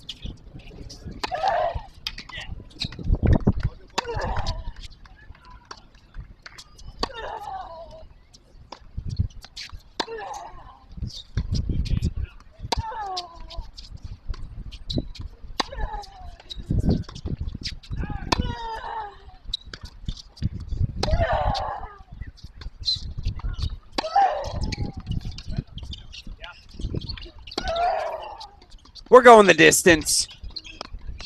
From 6-4 down in the breaker. 4 straight for Daria Freeman. 2 hours, 30 minutes into this match. And we're headed to set number 3. So, Westhoff, what I need you to do is to make court 11 court number 12.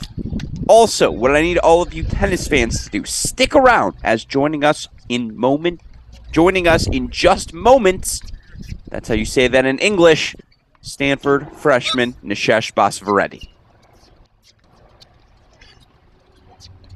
Come on, right away. Come on. Let's go. Perfect. And I'll explain to him the thing about last time.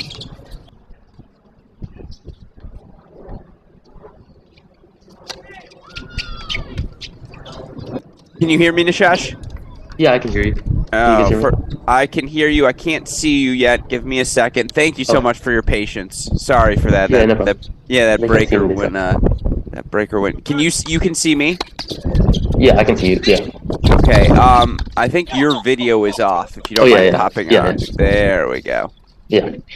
There we go. Look at Nishesh. What a handsome young man. I appreciate you doing this. We're not live yet. We're about to go live. I won't keep you for too long, obviously. And when you're done, when we sign off and say thank you, if you wouldn't mind just logging out of the Zoom. Okay. Yeah, I'll log out. Yeah, perfect. Yeah. All right, cool. You ready to rock and roll? Yeah. All right, let's do it, Westhoff.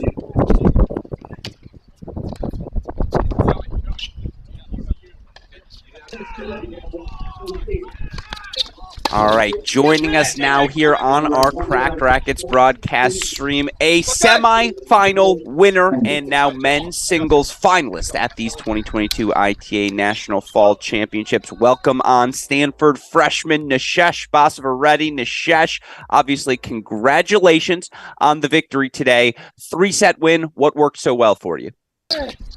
Well, I thought it started out pretty well. I think he's had a few slow starts this week, so I knew it would be important to utilize that. And I served pretty well at the beginning, was moving the ball around, mixing it up, returning well, and then I think he rebounded well in the second set, though, and then it was a crucial game in the third. I had 2-all to hold there, and then I went on a big streak at the end, which was good. Yeah, no, you bring up that 2-all game in the third. So he had a couple of break point chances, in particular on that deuce point. I say this lovingly. Felt like you threw up a little bit of a hanging curveball for him on the forehand, and he misses that forehand return long. Did you feel in that moment, again, what it mean to you to escape out of that game, and could you feel something shift after that?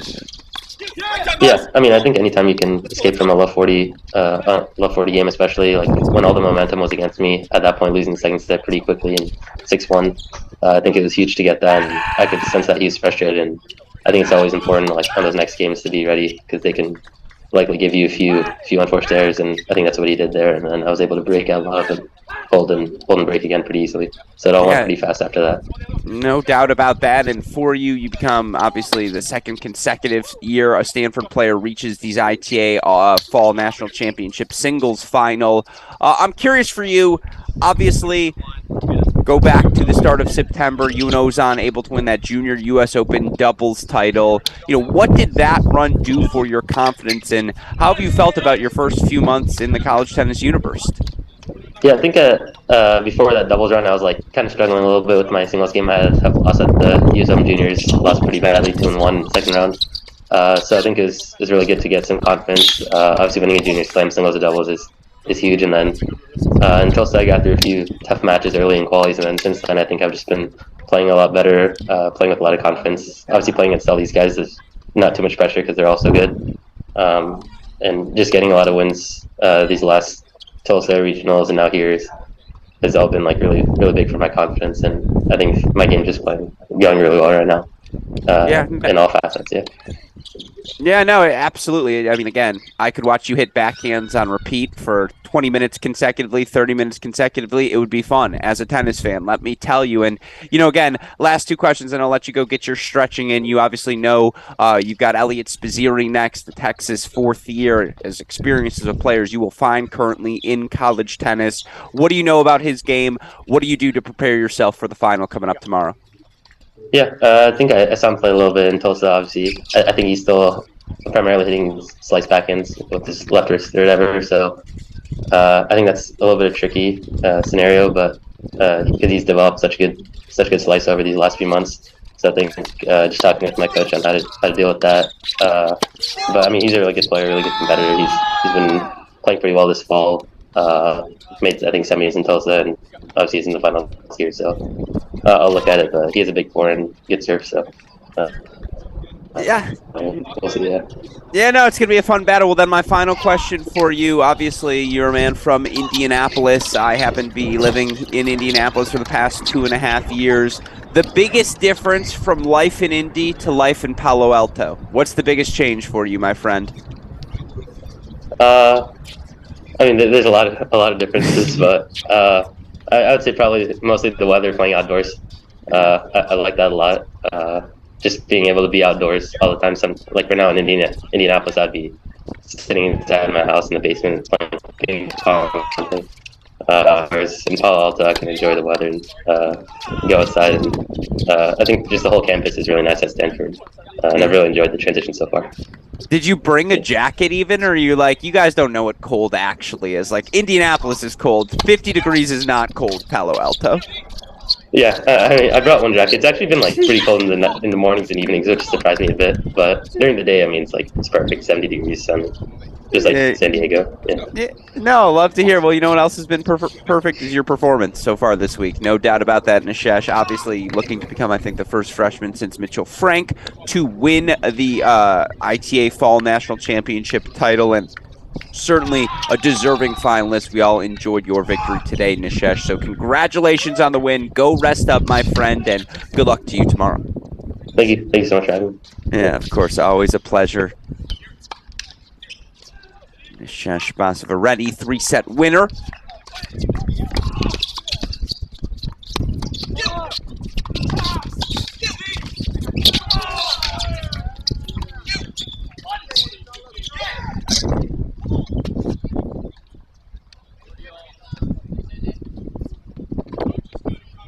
I do apologize. I guess we weren't muted during the pre-interview conversation. Now you know what I sound like when we're chatting prior to getting these players out on court. Thankfully, I didn't swear. We got a little lucky there, but do apologize for that fact. It's, again, you're trying to do 17 different things, as super producer Daniel Westoff is. He's the only man in the world capable of making this sort of broadcast happen. We're going to go ahead and give him a second serve, dare I say. And say, no worries, Westoff. We'll let it slide. All good. Happens to the best of us. But again, now you know what I sound like as we give the X's and O's of interviewing here at Cracked Racquets. Meanwhile, little doubles power half hour here. Let's lock in on these two men's matches. Right now, right side of your screen, Alexander Sanderjong, a.k.a. the Landlord, one of the best nicknames, let's just be honest, in all of college tennis. He and sophomore Louis Maxted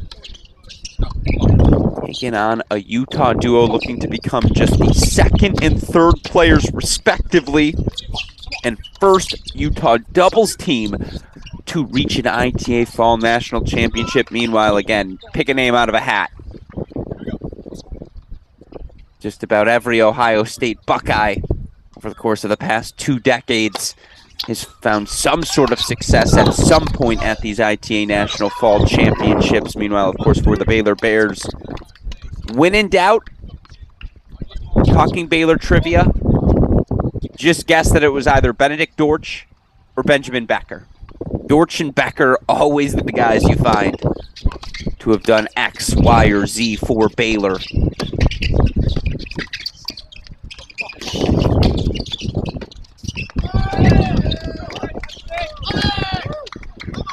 Of course, Baylor associate head coach Isaac van der Merwe. Also a 2-time finalist at this event. You see Isaac out on court right now.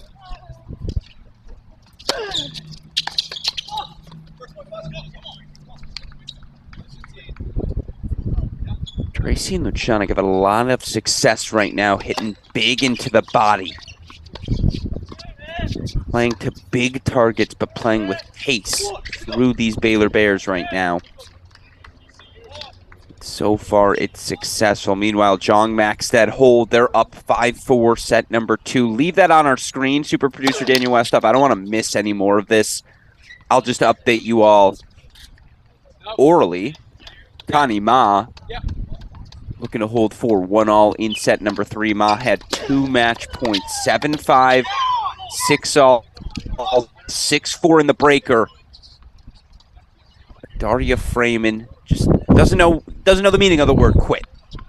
Doesn't believe in it, has banned it from her vocabulary.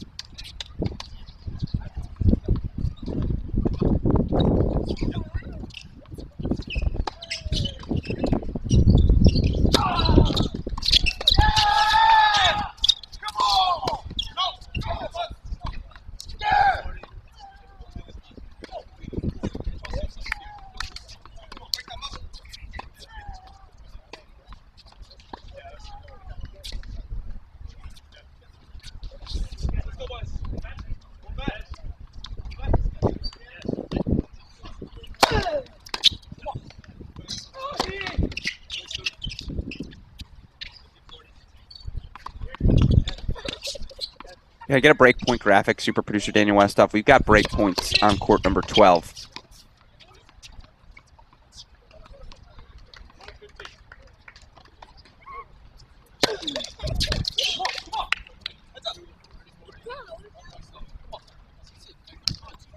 Pin Bass serving into that JJ Tracy forehand. It's an interesting play. Must have been the read, something they saw there. You obviously see constant communicating. I don't know why I said it like that. Constant communication between Coach van der Merwe. His guys after every point, just little adjustments.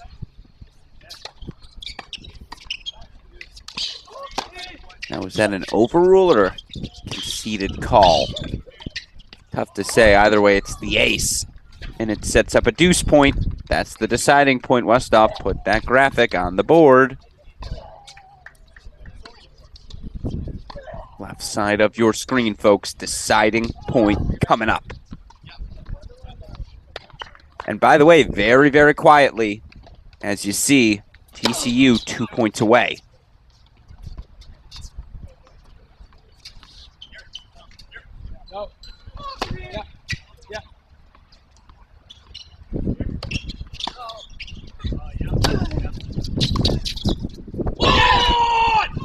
Huge hold for Bass and Mizuchi. 2-1 now.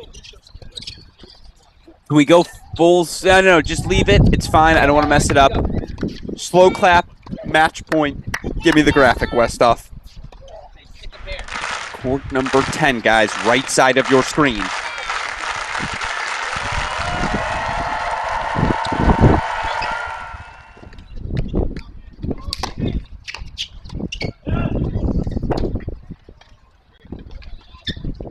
First one is fought off. Again, we're staying split screen. Oh, no. Super producer. He's the man. That's how fast he's rolling now, folks. This is a championship weekend operation. Absolutely love it, Westoff. All right. It's deuce point. It's a deciding point. It's a set point. It's a match point. Give me the slow clap one more time, Westoff. Get on your feet, folks.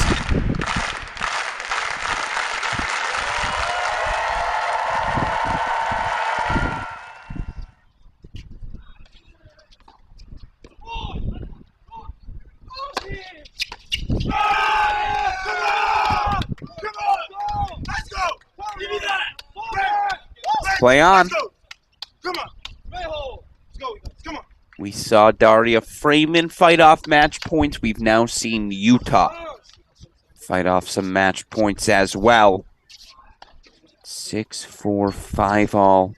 Court number 10. Can we bring back the Connie Ma match now and go back to the split screen, super producer Daniel Westoff?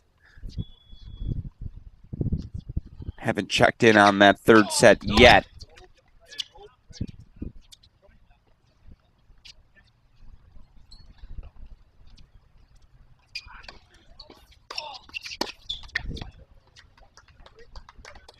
That match, of course, on court number 11.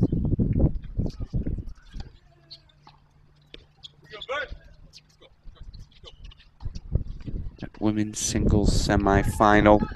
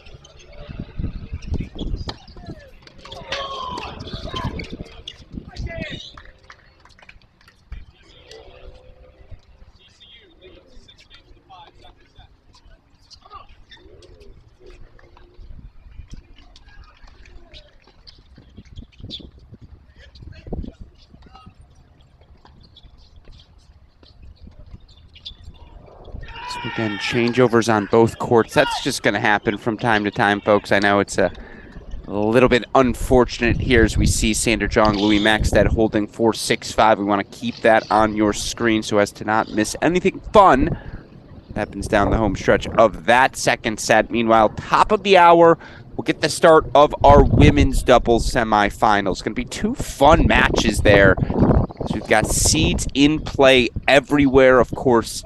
Top seeds, Savannah Brodus, Janice Chen, going to take on ITA All-American finalists, Jaden Brown and Kari Miller of Michigan. Brodus and Chen of Pepperdine.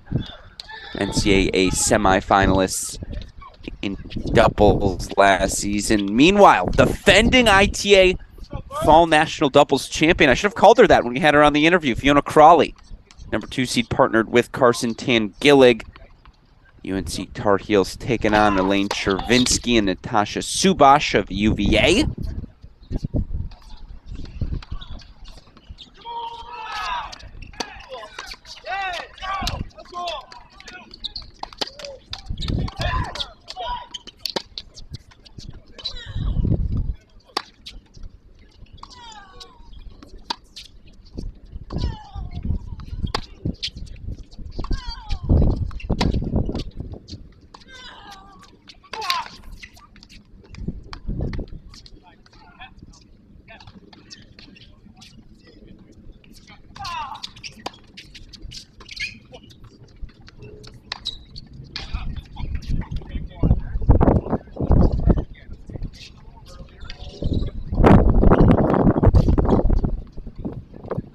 Just a reminder, Jong and Maxted had match points, up 6-4, 5-4. Just something to keep in the back of your head, of course. Connie Ma had match points up 6-4 in that second set breaker as well. Played a physical 3-set match yesterday against the aforementioned UNC super sophomore Carson Tan-Gillig. How much gas does Ma have left in the tank? It's a legitimate question to ask. And by the way, I know she still has to play doubles later. Fiona Crawley, honest to God, might finish both her singles and doubles match before Connie Ma and Daria Freeman end theirs. How crazy would that be? I'm kind of rooting for that now. I'm not going to lie. Win or lose for Crawley. She's going to play 2 matches before these two play 1. As we approach a 4th hour potentially in this match. They've already been on court for 2.5 plus. File it under things you love to see.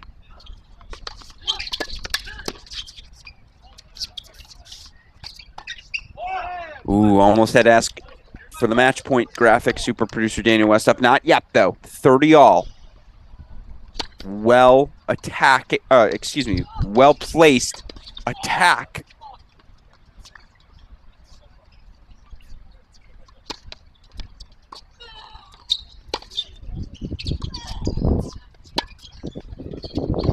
It's going to be Louis Maxted returning on that deuce side for TCU. I can't tell. I apologize. I forgot who was wearing what for this Utah duo. As they come back on this side, I'll do better to point them out should they come back on this side.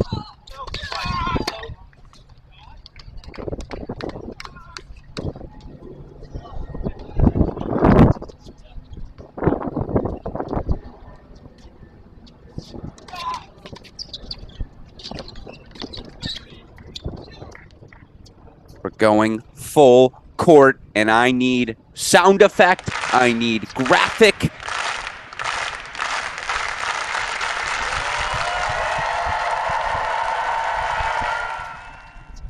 It's match point TCU.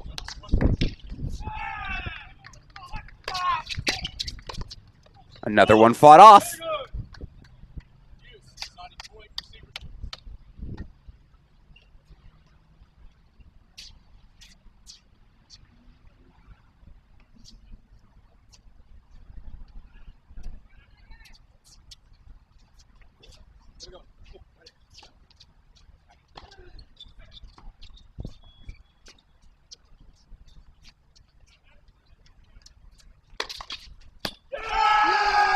They do it again.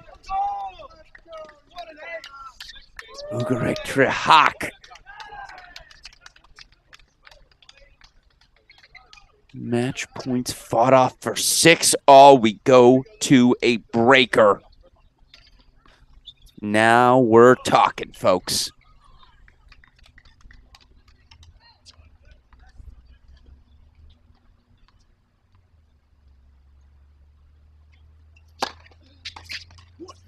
For what it's worth, still on serve in set number 2 of our other double semifinal. Luchanik Tracy serving 2-3 in set number 2. As they take on Baylor's Bassin Mizuchi.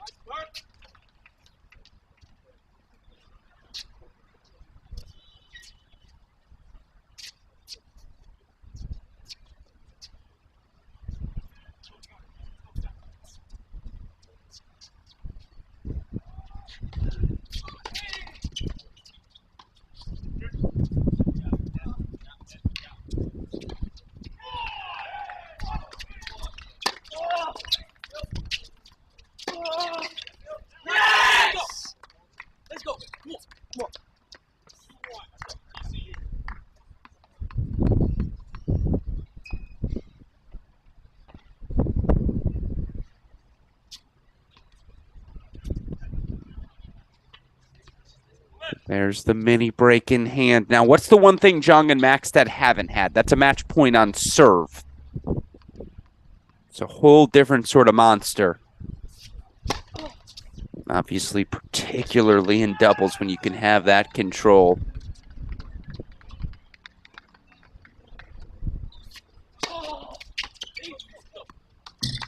Jung and Maxted just very steady, relentless. There's a calmness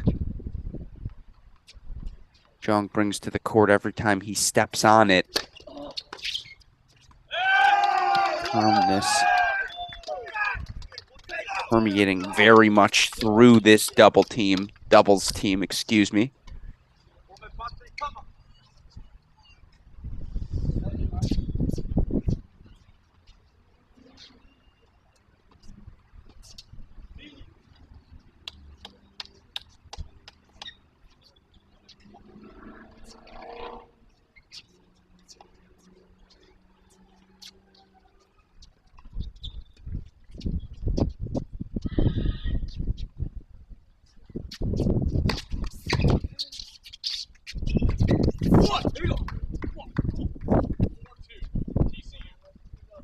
All right, mini break back in hand, 4-2 TCU.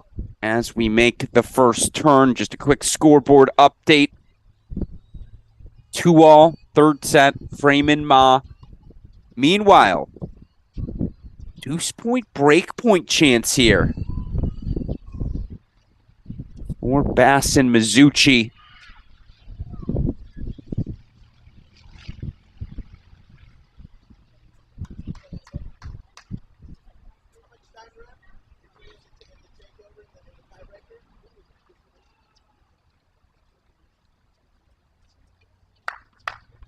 I'm going to keep my eye on it to see if they can indeed pull off the break. Meanwhile, again, mini break lead in hand, 4-2 lead right now.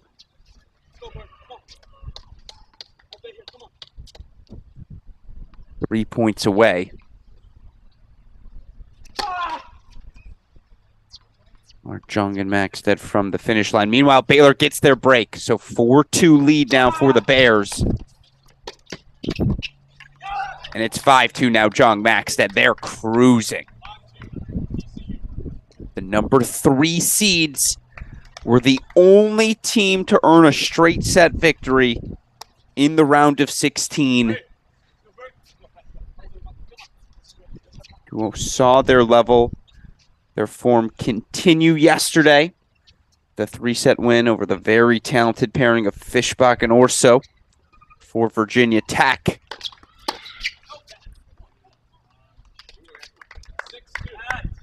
And now it's time. Super producer Daniel Westoff, give me the graphic Give me the slow clap. Match point, Frogs.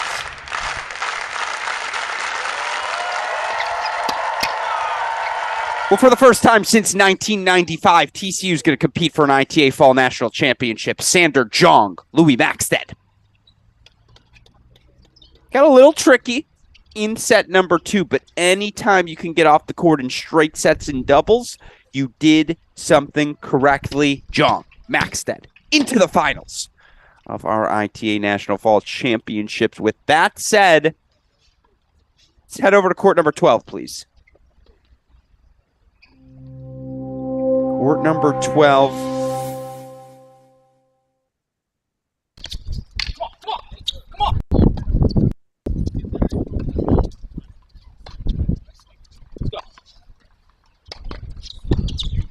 Bass and Mizuchi are looking to consolidate, but Andrew Luchanik and JJ Tracy won't go away quietly. It's Finn Bass serving at the near side of your screen. He's serving 2, senior Andrew Luchanik. That one sprays 430 all. I say this every time he comes on our screen. Death taxes my affinity for Andrew Luchanik. He epitomizes everything college tennis should be. The work ethic and enthusiasm unbeknownst to mankind. Just the passion he plays with. And again, it's all in the right spirit. There's no animosity. You may hate to play against him. You would kill to have Andrew Luchanik as your teammate. By the way, I'd say the same thing about Finn. Nicest guy in the world. Again, just a guy you want to go to war with for sure. I say that about a lot of these players, but it's just with Andrew, the injuries he underwent early in his career, the perseverance it took to not only stick it out, but stick it out at Ohio State too, obviously, where the competition is always elite, even within your own roster.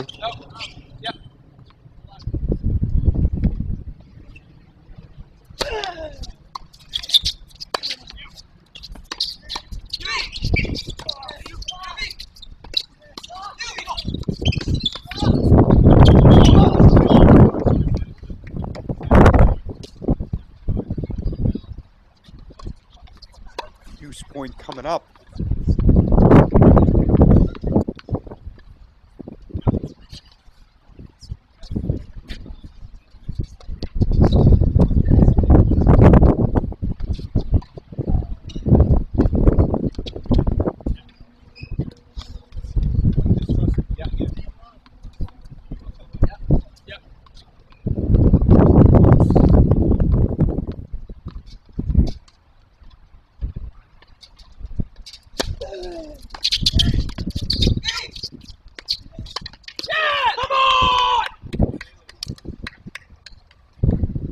There's a little emotion from the Bears as well. Finn Bass, massive hold. 4-5-2. Might we be headed to a third set? I feel like the day hasn't truly begun until we get that defining breaker, right? But with that said, can we go split screen, super producer Danny Westoff? I know we have some women's doubles popping out on court, but we still have a women's singles match. It's probably irresponsible of me to not have that on the screen, at least one half of it the rest of the way. If you can, super producer Daniel Westoff, let's split this with court number 11. Just a reminder to him, court number 11. Connie Ma's got the break. 3-2 lead for the superstar sophomore. Oh, in some trouble, 15-30 in her service game. We're going to stay split screened here for all of you. Again, Alex Gruskin, honored our Cracked Racquets team can be here. I do want to say we had the chance earlier to speak with Fiona Crawley, with Nishesh Basavareddy. We're going to try to speak with Sander Jung and Louis Maxted. I might delete that tweet, though, Dalton. We're not entirely sure we're going to get them yet. Obviously, they're both busy. So we're not entirely sure we're going to have them yet, but if we do have them, we'll give you a 5-minute warning.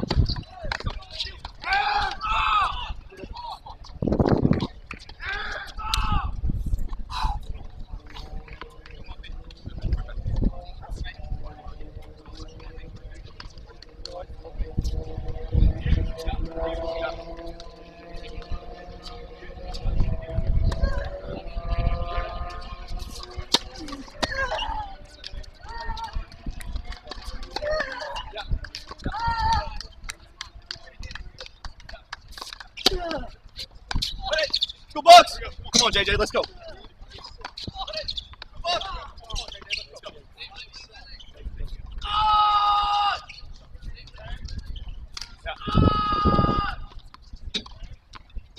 All right, we have confirmation. Jung and Maxted will be joining us here momentarily. Maybe we'll get them hopefully before the start of the third set breaker, should there be one in Baylor, Ohio State. Right now, Luchanik serving on the near side of your screen, 2-5, 30-15. Make it 2-5, 40-15 now. Yeah. Here we go. First ball.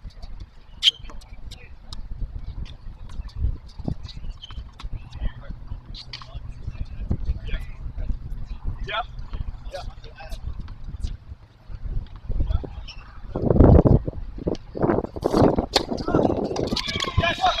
Right here, let's go! What guy? Right here, let's go! What guy? Let's go. Right now. Come on, man. We've been here before. Let's go. Oh,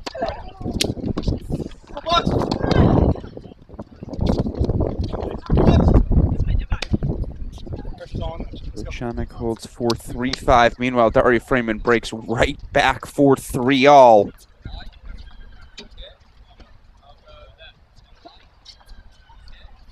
With that said, I believe we have Sander Jong and Louis Maxted. Let's bring them on now.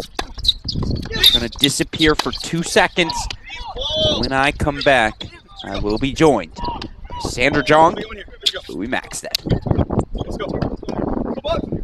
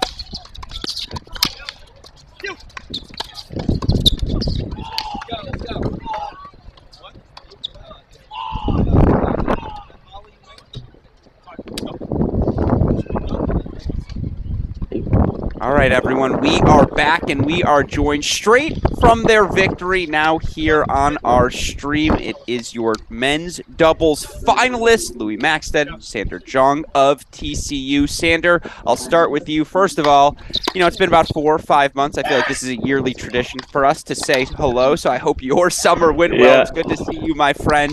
What was clicking so well on court today? Well, our energy was great from the start. We in both sets actually we went a breakdown, but we just kept being positive. Our energy was great, and somehow we found a way to turn both sets around. So yeah, very happy with that. Absolutely. And Louis, by the way, it's great to see you as well. I don't mean to sell you short. It's great to see you once again. And, you know, I always like to joke around that I think a doubles partnership is like a marriage because, you know, you get to know one another well. You got to learn the ups, the downs. You and Sander have been married for about a year now. What's it like playing with someone like Sander? I mean, he's just like a really good doubles partner, good friend. We connect so well. I don't know, our chemistry on court, we just gel so well. We kind of know like our plays like to perfection, not perfection, but like we just know what plays work well with us. And we just keep doing those. And yeah, we're getting good results. So, I mean, there's nothing to really complain about. Absolutely. And, you know, I'm curious, Sander, because looking back at the ITA All-Americans, I know that event may not have gone exactly how you wanted. You know, that said, how have you viewed this week? How important is it to have this success for you guys heading into the season? Yeah, the All-American definitely didn't go very well for us, but we just took that as a learning point, and from there on we started playing better. And I feel like even this week, every match we start to get in it more, we start playing better, and so I feel like we're ready for tomorrow to get one more. Yeah, I love to hear. Well, Louis, my last question for you would be, again, looking for you guys, and it's your second fall here. Obviously, I'm curious, what's the biggest difference between the first fall and the second fall? How much more prepared are you now for all things that college tennis entails? Well, I'm definitely more experienced, that's for sure. So I kind of know what to expect. Compared to last year, I didn't know any of the players, any college players. Like the format was all new to me. The college tournament, the atmosphere was all different. But now I feel more experienced and more prepared, so I'm kind of more comfortable in it. So I can play, so I can play a little bit better, feel more comfortable. Yeah, no, there's no doubt. Again, you guys have both been exceptional all week long. Last question is for you, Sander. San Diego in November. Could be worse, right? How's the Barnes Tennis Center treating you guys? Yeah, it could definitely have been worse. I mean, I'm not gonna lie. In the morning and at night, it's a little chilly compared to Fort Worth. But no, I'm loving San Diego. There's definitely worse places to be. That's what I love to hear. Well, the good news is you guys get to stay for one more night, and as you alluded to, one more to go. Sander Jong, Louis Maxted, winners and advancing to our men's doubles final. Congratulations to you both, guys, and good luck in tomorrow's match. All right, thank you, Alex. Appreciate Yeah, it. of course. Take care. So Sander Jong, Louis Maxted, winners again, straight set into the finals. It really has become death, taxes, and at some point during the year, I'm going to do an interview with Sander Jong. You can just lock them in, things in life you do. As a member here of Cracked Racquets, a testament to the success TCU has had these last few seasons. With that said, you see it on your screen. We've got a third set breaker. It's time to lock in. Third set, Bass Mizuchi, Lucianic Tracy. Of course, left side of your screen, we are now in hour number 4. Hour number 4 of Freeman Kanima. Some guy on this stream was being crazy, saying that this match might actually go that long. That every rally, 10, 15, 20 shots. This match had track meet written all over it. Indeed it is.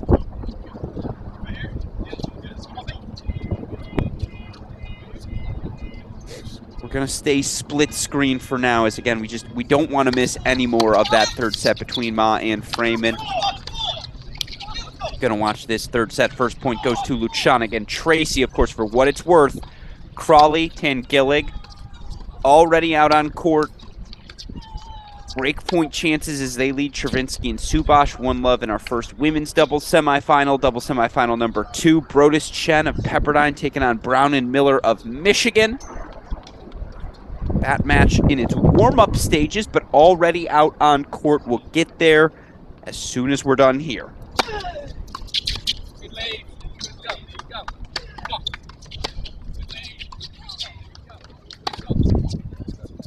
Oh no, Connie Ma.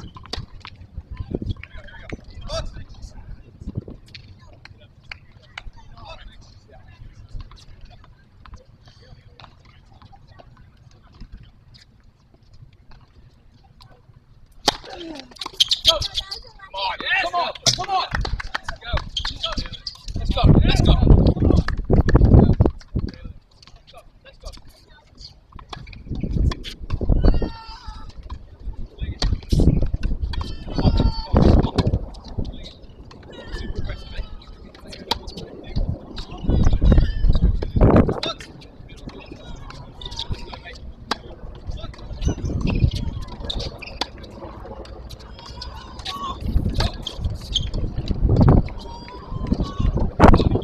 Straight wide.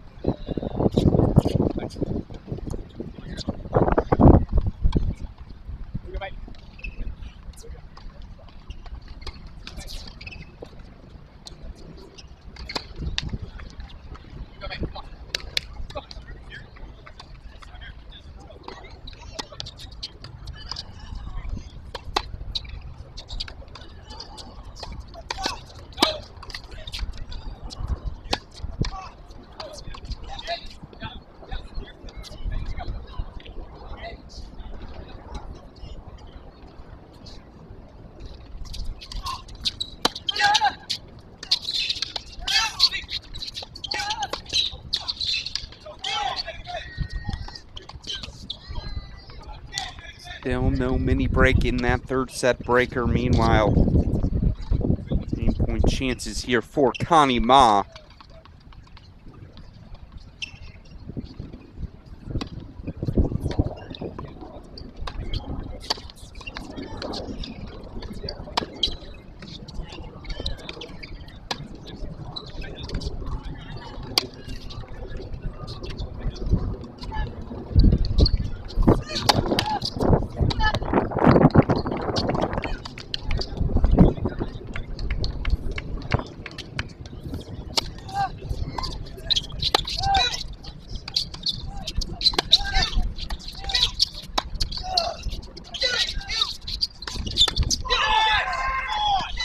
Cut the clip.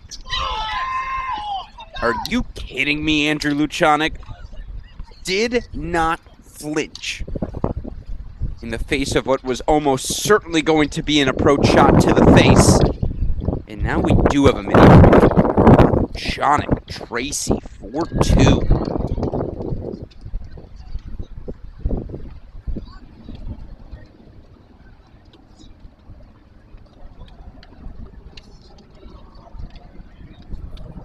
Meanwhile, 4 all over on court 11.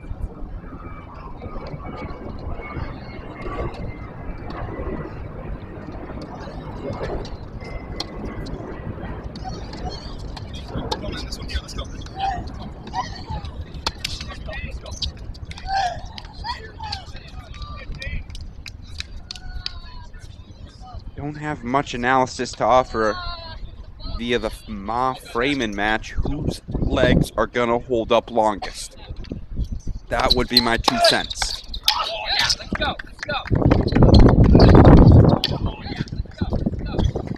We see the dynamic. Freeman wants to hit her backhand down the line. She wants to force Connie Ma to be stretched on the forehand wing.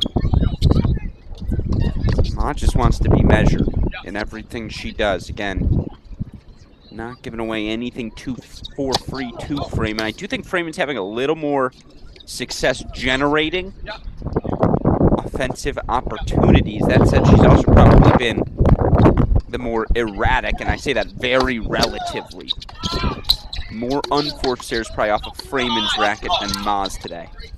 Come on! Come on! Let's go. This one here. Let's go.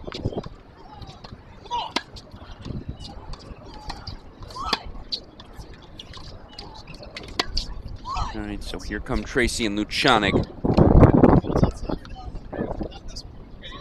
Closing in almost. 5-3. I guess not closing in. Excuse me. What am I saying? It's a 10-point breaker. They're halfway home.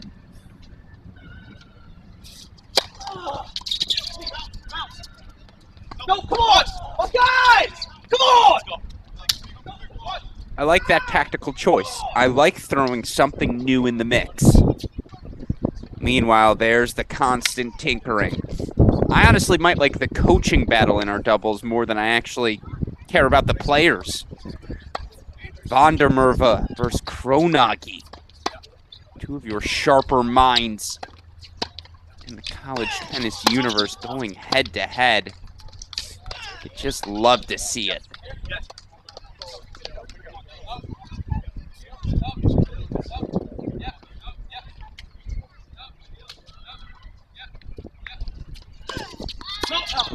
Let's go. Come on.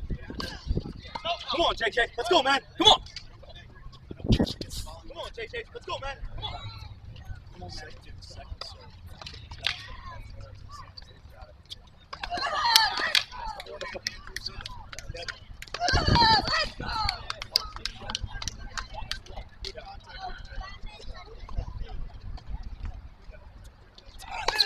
Hey, you!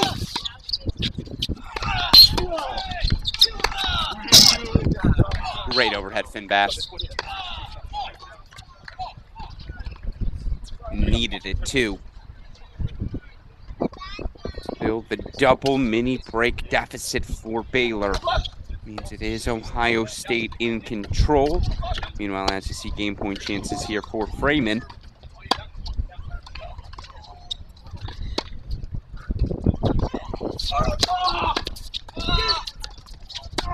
Connie Ma at her finest, though.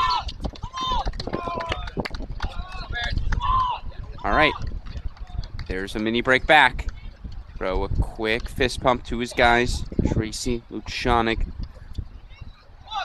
Again, the coach is as active as the players in this matchup. And I like that you can see Baylor on the corner of your screen as well. I think that's a really fun reflection. You can tell these two matches being played next to one another. I like the idea that you can see them on the one screen, then they pop into the other. Because, yes, I'm a nerd.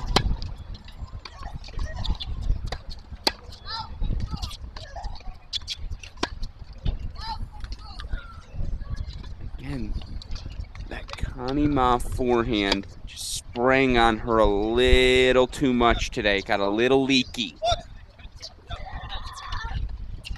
As such, remember, might have been 2 days ago, but Connie Ma was up 7-5, 6-all, 6-4, 2 loose points. All of a sudden, Daria Freeman was back in it. Come on! One more time. Go. Freeman fighting off those 2 match points, now up 5-4 in the third. Meanwhile, remember when it was a double mini break lead for Ohio State? Not anymore. Mizuchi, Bass, still trailing, but back on serve, 6-7.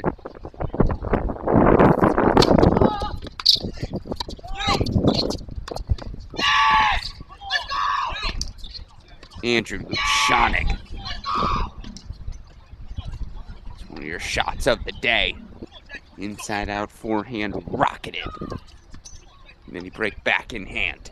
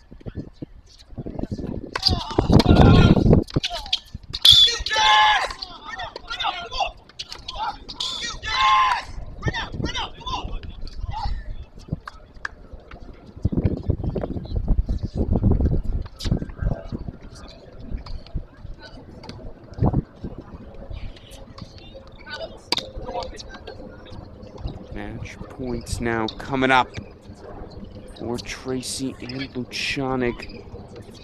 Meanwhile, Connie Ma might be in a little bit of trouble.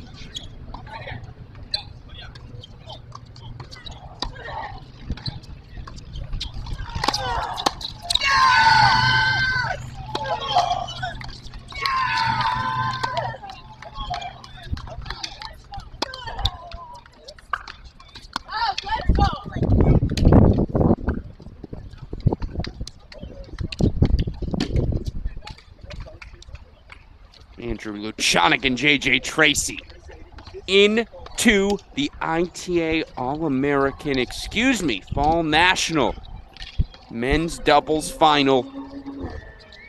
6-4, 3-6, 10-7. Buckeyes advance to the championship match, where they await a date with the TCU Horned Frogs. And by the way, TCU Ohio State, a rematch of last year's National Indoor Semifinals. Now, do not believe Lucianic played 2 doubles for the team at the time. Go do some research to see if they faced off against one another for what it's worth, and this speaks to the success. Coach Kronagi, obviously head coach Ty Tucker. I gotta give a shout out always to Dave Schilling, one of the original architects as well of this modern day Buckeye program. It's the 3rd straight National Fall Championship doubles final on the men's side that features Ohio State. 3rd consecutive, and it's different pairings every time. Was McNally Cash in 2019, Cash Votzel last year. Now it's Lucianic and Tracy this season. You know your doubles system principles are working when it happens 3 consecutive years. It's a really impressive run. So now it's 5-4, 30 all. We got to stay here full screen.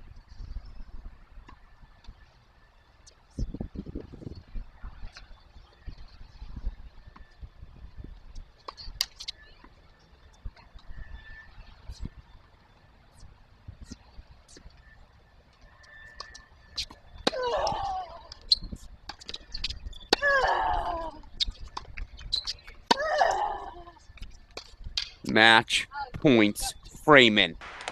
Put the graphic up, get the slow clap going. What a run. Was down 2 match points in the second set.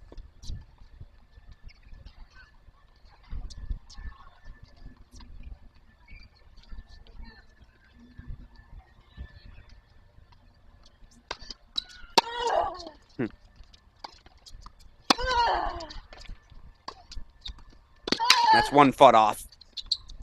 And that's Connie Ma at her finest. By the way, a lot of Francesco Di Lorenzo love over the next 24 hours. You'll see on your Twitter as Fiona Crawley looking to become the first women's player since Di Lorenzo to win both the All-American and Fall Championships in the same season. Freeman looking to be the first since Di Lorenzo to reach the Fall National Championship final in back-to-back seasons.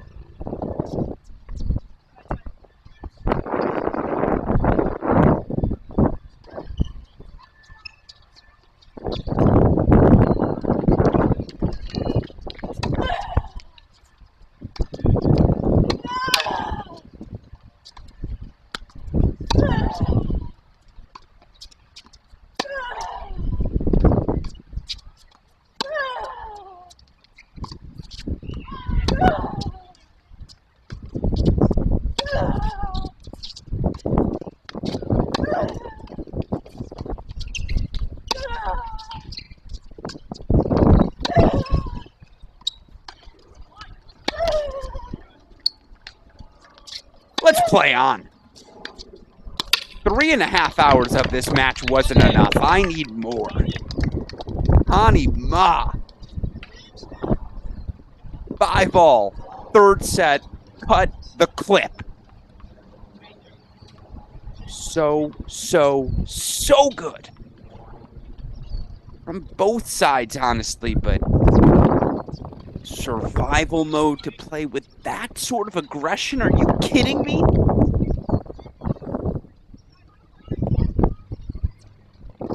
By the way, as we see 5-all.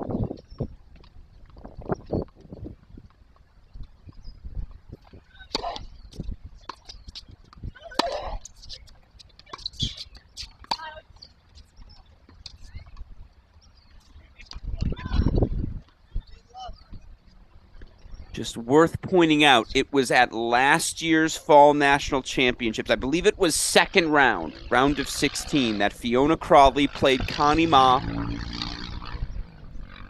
Some fool, I know, called that match a future NCAA singles final.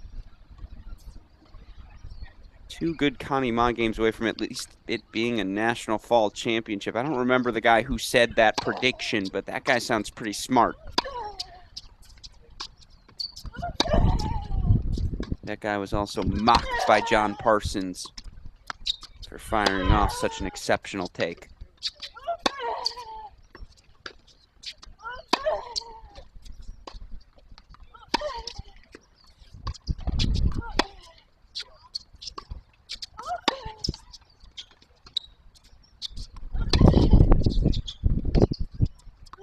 This is so good. Just every point. 15, 20, 30 shots.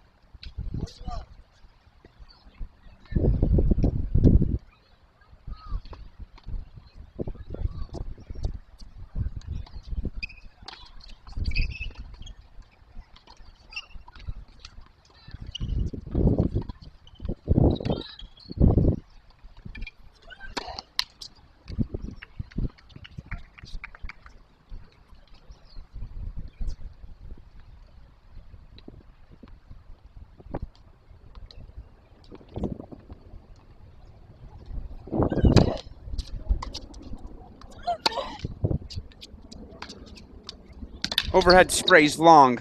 So Daria Freeman, a very nice response. Holds 6-5, asks the question once again. Of Stanford sophomore Connie Mon. To be honest, we deserve a third set breaker. Give us the 6-all money ball finality that this match certainly deserves. Meanwhile, let's go split screen. Super producer Daniel Westoff, we have shown none of our top 2 seeds in women's doubles, both of whom seem to be cruising at this exact moment. If you can, show me, I think it's on center, Crawley, Tangillig, taking on Chervinsky and Subash. It is all Fiona Crawley and Carson Tangillig right now. And by the way, I believe we're actually about to be joined by our other 2 men's doubles finalists. We spoke earlier with Sandra Jung and Louis Maxted. I believe we have Andrew Luchanig as well as JJ Tracy. Super producer Daniel Westoff, if we have them, let's bring them on. Let's bring them on now.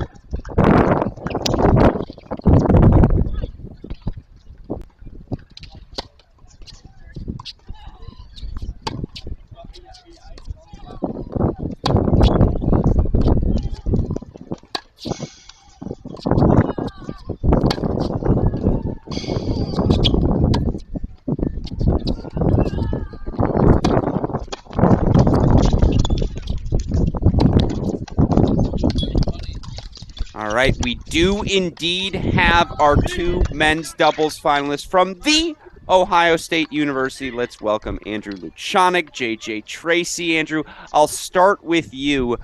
Given everything that has been your 4 or 5 year career for Ohio State, and I've talked about it a lot here on the broadcast, what does it mean to you to get to a fall national championship final? It means everything to me. I had my 3rd knee surgery less than 2 months ago, so I didn't even think I was going to be back until maybe last week. But I hit the rehab hard, like Joe Burrow, like Ty said to do, and was able to go to the regionals and sneak in a wild card here. So I'm just happy to be here and be able to play with one of my best friends. It's really a lot of fun on the court too. I think we got a lot of chemistry, and once you go from there, there's really no stopping us, hopefully. Yeah, well, with that in mind, JJ, what's it been like having Andrew on your shoulders all week? What's it been like carrying the load for you guys? Oh, I mean, it's been awesome. I've rewatched your streams, and, you always say he brings the best energy, he brings college energy, and he does that. He lifts me up when I'm down. I try and do the same for him, and he's a great teammate on and off the court, and, yeah. No, it's great to hear. And, some scholars have argued, JJ, that you weren't the most comfortable doubles player when you stepped on campus in college. What's changed in the past 2.5, 3 years for you, and how much more comfortable are you feeling now on court? Yeah, I mean, I'm feeling a ton better. I mean, I feel like I've always had a little bit of, doubles knowledge, but I've never really had the volleys to do it. And then from the second I stepped on campus, they started helping me with my form and my feet. And I think last year and a half, really, it's really clicked here. They've let me serve and volley more, and yeah, it's kind of clicked. No, there's no doubt about that. You see the volleying working. So let me ask you this. The staggered serve and volley start, where you're both kind of in the mid-court, Andrew serving, JJ, you're a little bit back. Who comes up with that idea, and why do you think it's been effective? That is, Crow definitely came up with that. I think the reason why we do that is because a lot of my mistakes at the net have to do with my feet. So with JJ serving, if I have my momentum going forward with a few steps, not just like the short steps in between, if I'm already up there, it helps get my momentum going forward and hopefully able to pick off some of those volleys. But yeah, a lot of my mistakes are with my feet, so Crow thinks it helps. And it has this week. So you got to roll with it. That's straight out of the Dave Schilling playbook. Like, I've seen his book, and that's like chapter No, that's 7. when both people are on the same side. Yeah, exactly. No, it's I'm blanking on name. Chris Diaz is banned from playing on the deuce side. They're like, no, Chris, you're staying on the ad. Like that's where that actually came from. But you talked about it a little bit earlier, JJ. Talk to me about what it's like to play with a guy as energetic as Andrew, and just how that helps you. Maybe there are times you do want to be like, dude, shh. Like, come on, I'm trying to hit a return here. What's it like playing with that energy? No, I mean, I've definitely thought that one or two times. We're doing. I can't help it. We're doing 2 or 3 fist bumps in between every point, but it gives your mind something to think about. So you're not thinking about, oh God, I just missed that shot. You're thinking about, let's get another fist bump in there. Yeah, and it keeps you distracted for sure. And again, Exactly. with that all in mind, obviously it's been a great week for both of you. Andrew, my final question to you is, what do the next 24 hours look like? What are you guys going to do to prepare against a team, obviously, in Sander and Louis that you guys know pretty well, obviously, from last year? Right. I'm sure we'll have a pretty lengthy conversation with Crow about, what the plan is and stuff. But what time is it now? It's pretty early right now, so we're both big college football fans. Buckeyes got it done ugly today, but I'm sure we'll watch a little bit of, I think Tennessee, Georgia's probably on now. We'll watch some football, relax a little bit, get some good food, and then talk to Crow about the game plan. We've been going to bed pretty early with the time change, so we got to keep doing that, getting up early and getting ready to go. But for now, for the next few hours, we're going to enjoy this win for sure. No, well deserved. When was the last time Crow took off his hood? Like, when was the last time he's like, you know what, I'm just going to not wear the hoodie today? I don't know. I think it depends on how we're doing. I think if we were to lose, I think he'll never wear the hood again. Yeah, he retracts further and further into the hood with every passing victory. That's what I like to hear. But JJ, Andrew, congratulations to the two of you on your victory. I'm not going to say those 2 letters I'm supposed to whenever we sign off with you guys, but obviously wishing you guys luck, success, and always a pleasure getting the chance to chat with you both. Appreciate it. Thank you. Yep, of course. Take care, JJ Tracy, Andrew Luchanik. Doubles finalists as they advance over Baylor. They will take on Sander Jong, Louis Maxted in tomorrow's men's doubles final. All right, with that, 6-1 opening set to Brodus and Chen, 6-1 opening set to Crawley and Chervinsky. The top seeds are rolling. Westhoff, can we go full screen, though? It's time. Court 11, third set breaker. Wait for this point to end.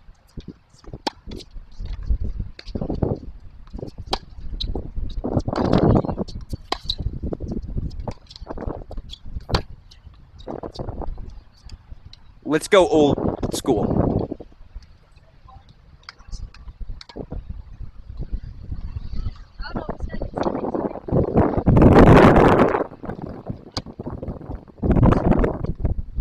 Single match view here, but folks, there's nowhere else we can turn. 3 hours, 39 minutes, a third set buster to determine our finalist.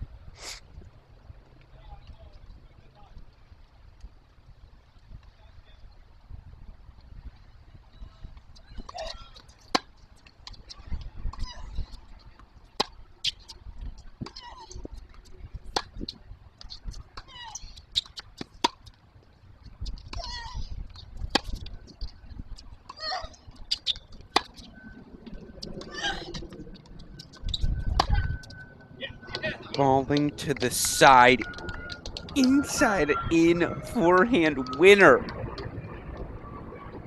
Westhoff, cut the clip. I mean, again, just cut the match. Our point of the day is Connie Ma versus Daria Freeman. Just period. That's it.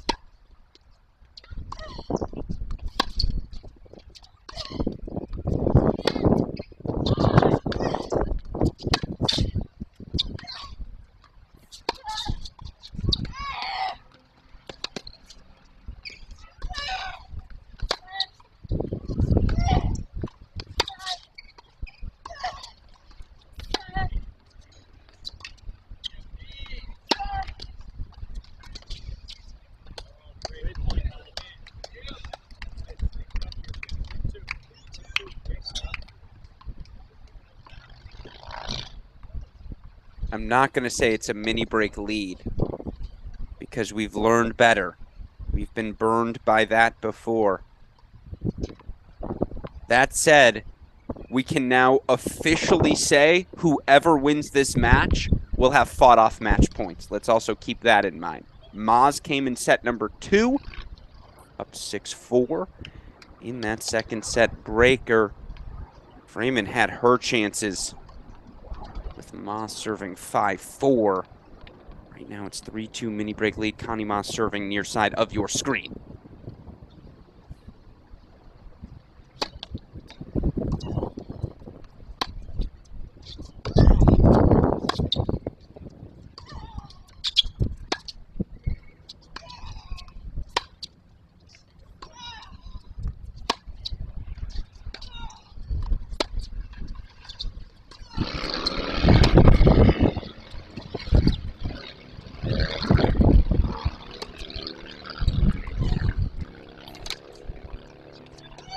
Are you kidding me?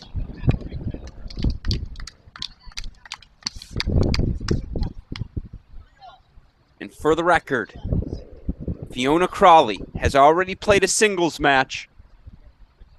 She's about to go up 6-1, 1-love in doubles as well. Honest to God, they might finish first. 2 matches for Crawley in the time of 1 single semifinal.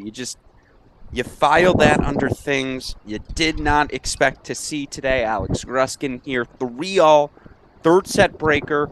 For what it's worth, our top 2 seeds, Brodus Chen of Pepperdine, 6-1 first set over Brown and Miller. We also have Crawley Tangillig, 6-1 first set over Chervinsky and Subash. To answer your question, Betty, I see it in the chat. Yes, Hugo Martins did play earlier today. I believe he earned a victory. In fact, he did. A 6-3, 7-5 win over Nate Hahn. So there, I hope answers your question. He did indeed. Martins get that victory. Meanwhile, 3-all. Third set buster.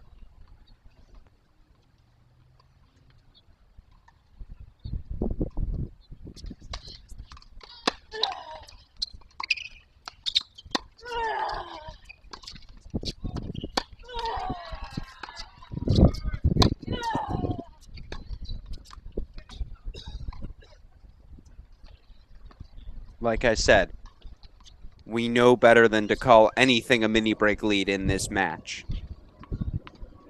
It'll be over when it's over.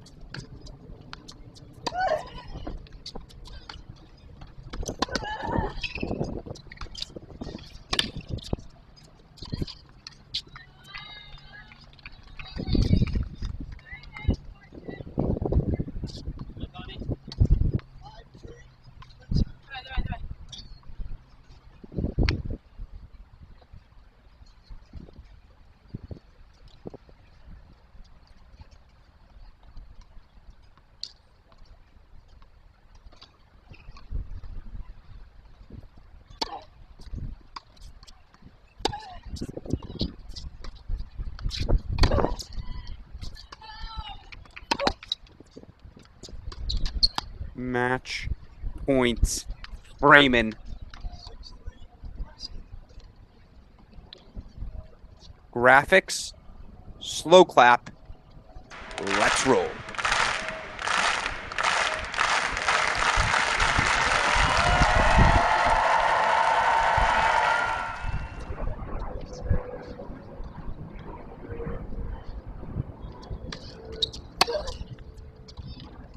No slow clap, but Westhoff, throw that match point graphic back up. Just a reminder, again, Daria Freeman here, 3 shots. 3 hours, 46 minutes in.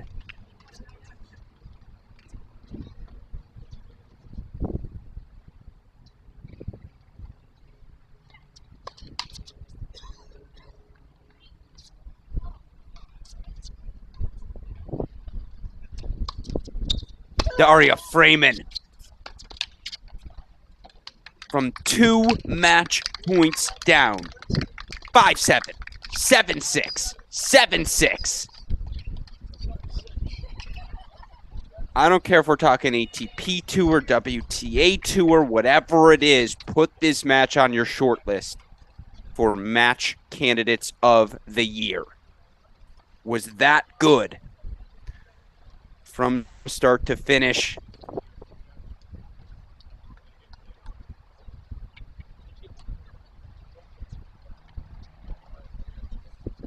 Three-set winner. Daria Freeman, just exceptional.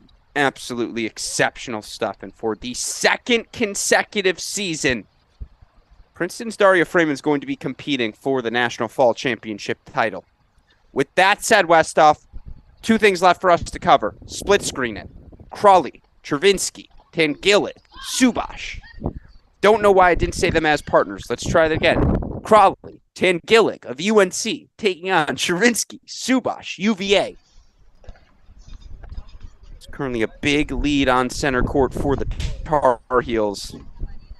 6-1, 2-love, nearly 3-love. But some frisky Wolverines over on court number 10. 6-1 first set to the top seeds, Brodus and Chen of Pepperdine, but it's Brown and Miller. 2-love now.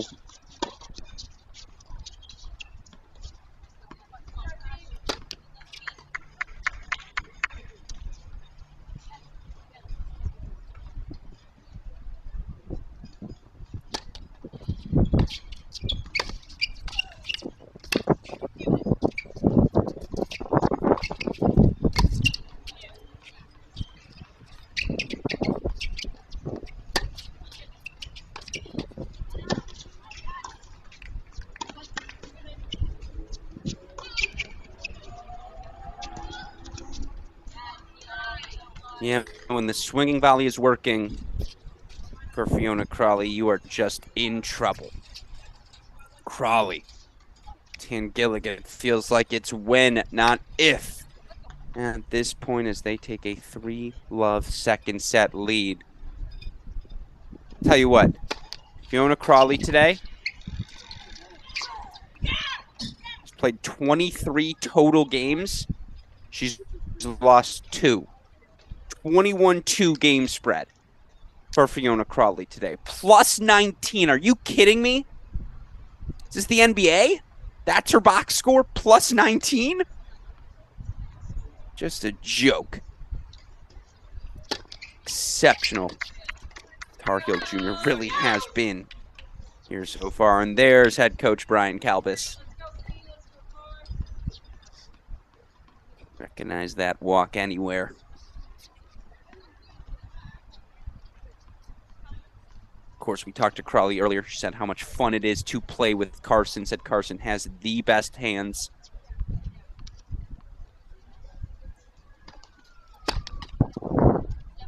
Of any player she knows.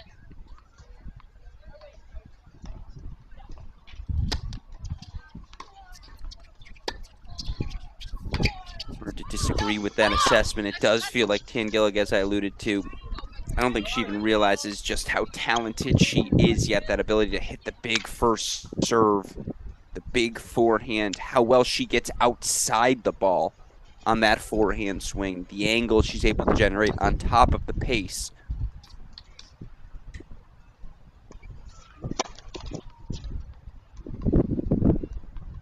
Meanwhile, deuce point coming up. Savannah Brodus looking to avoid the double break deficit.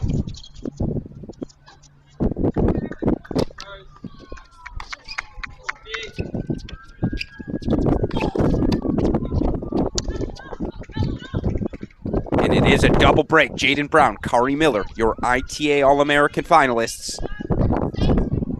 Making a little bit of a push. You love to see it.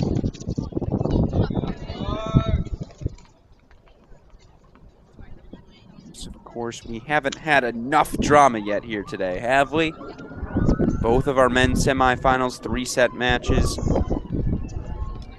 3 hours, 40+ minutes in that Freeman Connie Ma thriller. Of course, if you are just joining us now, it's going to be it's going to be Daria Freeman versus Fiona Crawley for the singles title in the women's draw. On the men's side, it'll be Elliot Spizzirri of Texas, the 4 seed, going to take on 3rd-seeded superstar freshman Shesh Basavareddy. So it'll be Shesh versus Spizzirri, Crawley versus Freeman.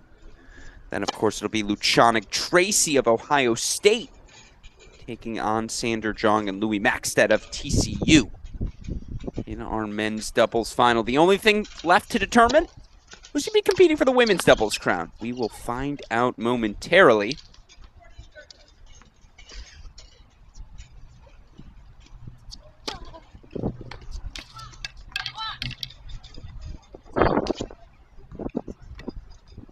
Meanwhile, you look at this junior duo, Jaden Brown, Kari Miller, who we talked to yesterday on our broadcast. The all-junior Wolverine duo talked about how this year they're taking more ownership for the university's team. They're the upperclassmen now. They're the ones who have to set the example in the gym, on the court, in the classroom.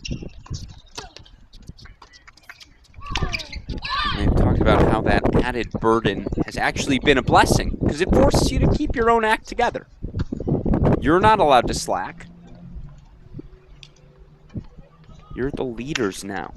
You're the one the freshmen, the sophomores are looking to. How do we get this done? How do we get Michigan back to the top of the Big Ten where the team likely believes it belongs? It's going to take some work. Ohio State's not going anywhere. You know Claire Pollard, the Northwestern Wildcats, are going to be feisty. And then it's the depth. Minnesota, Wisconsin, Illinois.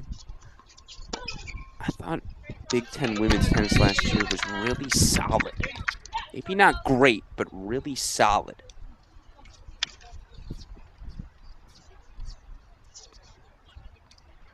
As John Parsons likes to make fun of me when I call something sneaky deep. Sneaky deep.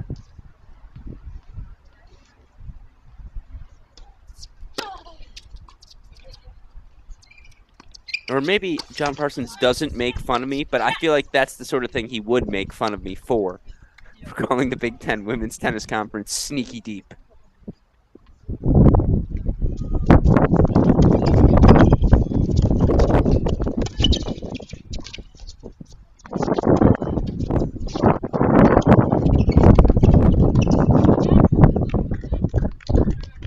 We're going to lose a point eventually on the left side of your screen, right?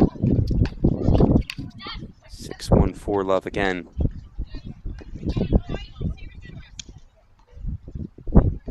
She's won 22 of the 24 games she's played today. 22 of the 24. What are we doing? Sometimes you're just like, why? What are we doing here? Unbelievable.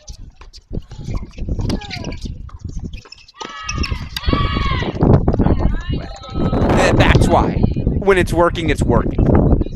That was an exceptional volley. Driven through the court, I believe, by Chervinsky.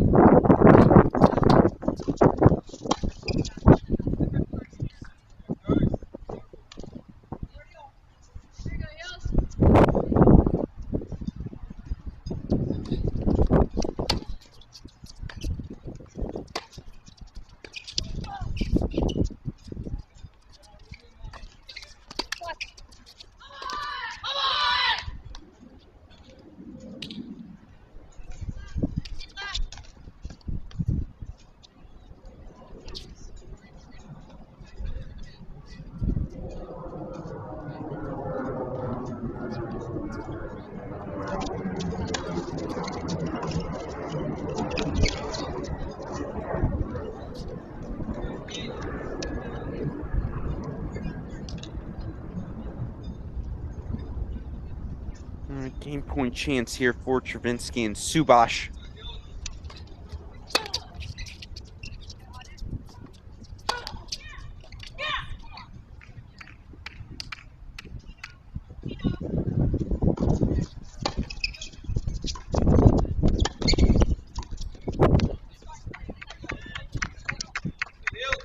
But now it's a deuce point.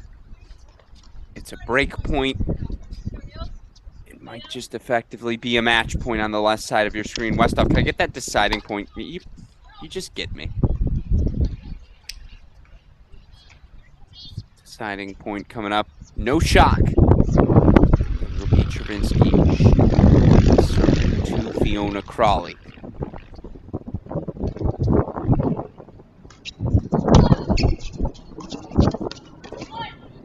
Oh, no. What was going to happen eventually? Forehand clipped in the net. It's the right move. Fist pumps from coach to player.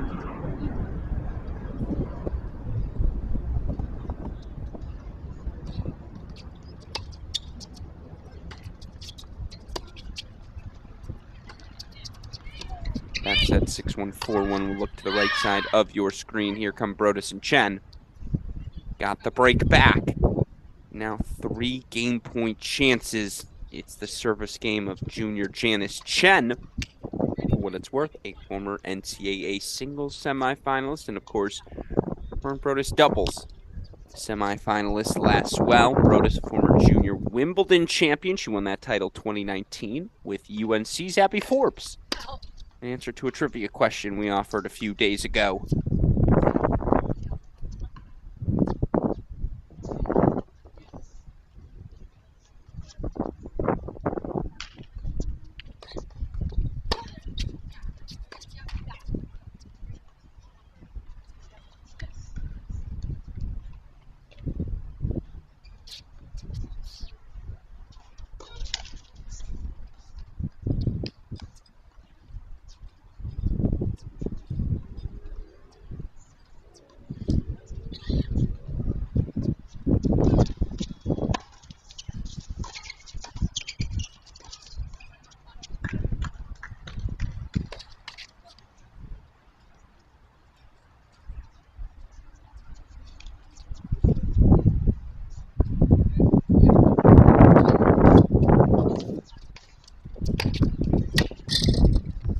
Great overhead. And right there you see the danger when you face Brodus and Chen. When they get hot, that power tennis they play can just be overwhelming.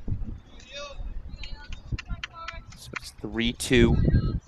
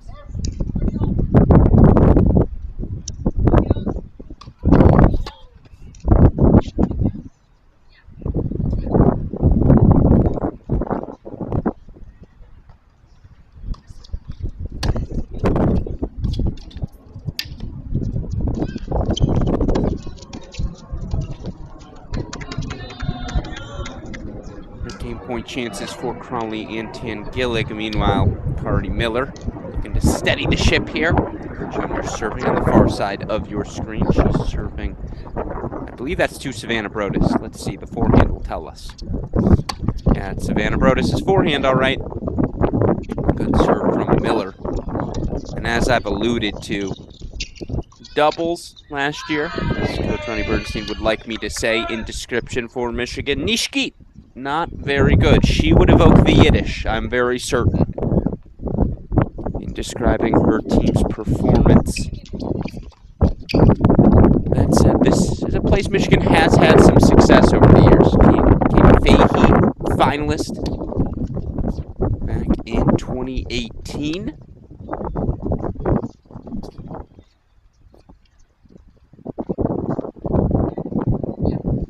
You look back in the day,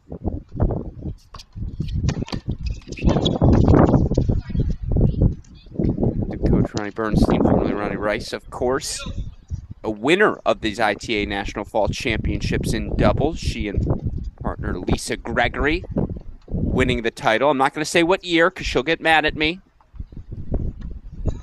But Ronnie, a former doubles champion at this event, let's be clear.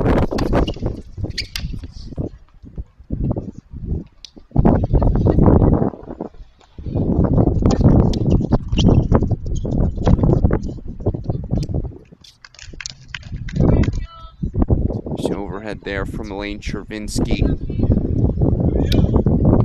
Chervinsky, a sneaky good opening campaign for UVA last year. Of course, Natasha Subash walked onto campus. Was already one of the 25 best college tennis players in the country. Has just been a staple of success for the Hoos throughout her tenure.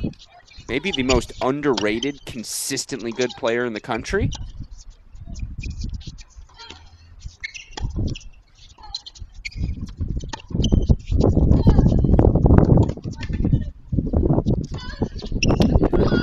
Oh my God, but that swinging volley is just a joke. From Fiona Crawley through the middle. But there's a Twitter poll question, or maybe it's just a question for John Parsons. I loan it to him if he thinks it's worthwhile. Is Natasha Subash the most underrated player in college tennis? Or maybe it's the least appreciated. Everyone knows she's pretty good. How good?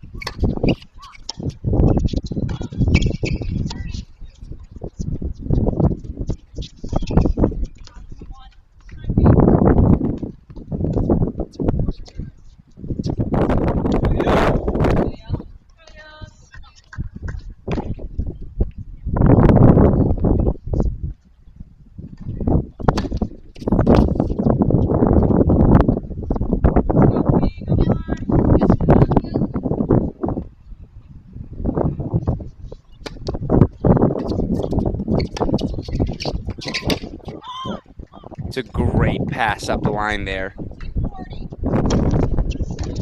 By Jaden Brown, just absolute money.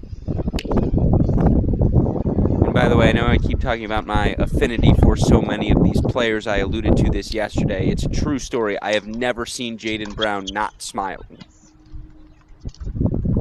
Just one of the most positive people to be around. That positivity, absolutely contagious.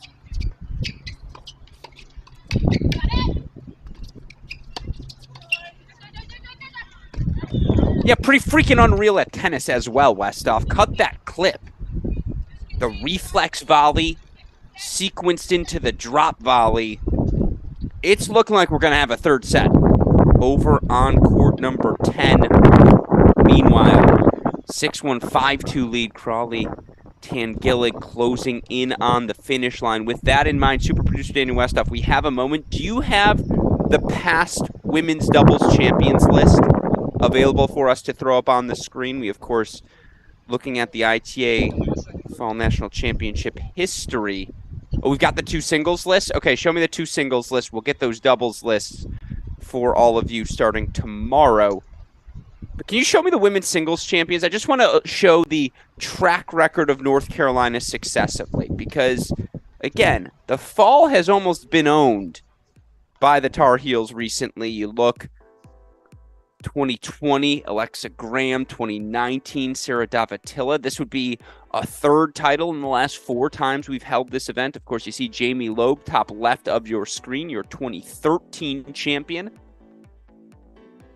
Last player to go back-to-back was Francesca Di Lorenzo, 2015 and 16. For the record, though, Erin Cayetano this year becomes the first player since Di Lorenzo to make back-to-back National Fall Championship final matches.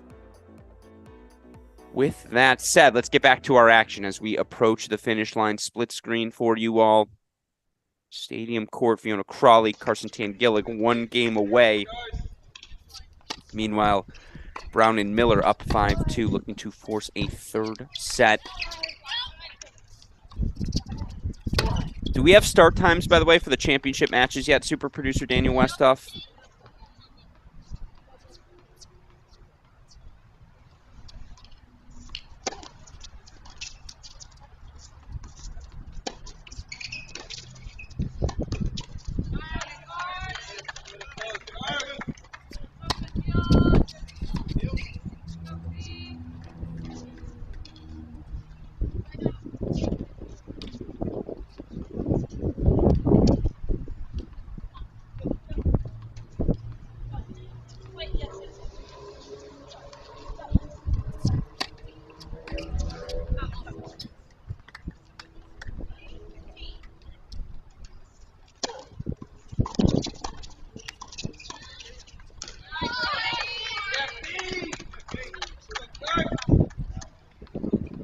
Crawley and Tangillig now 2 points away.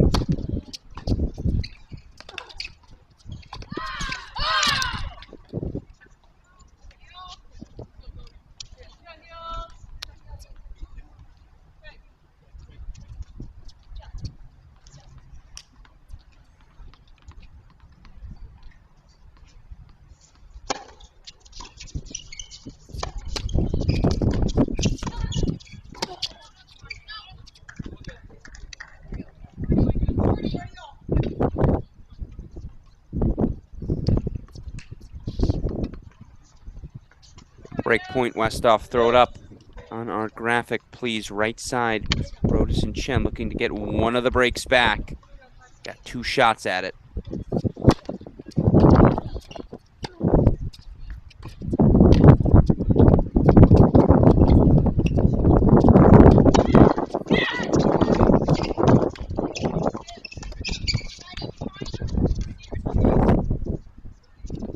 Meanwhile, slow clap, moniker. Crawley's got match points.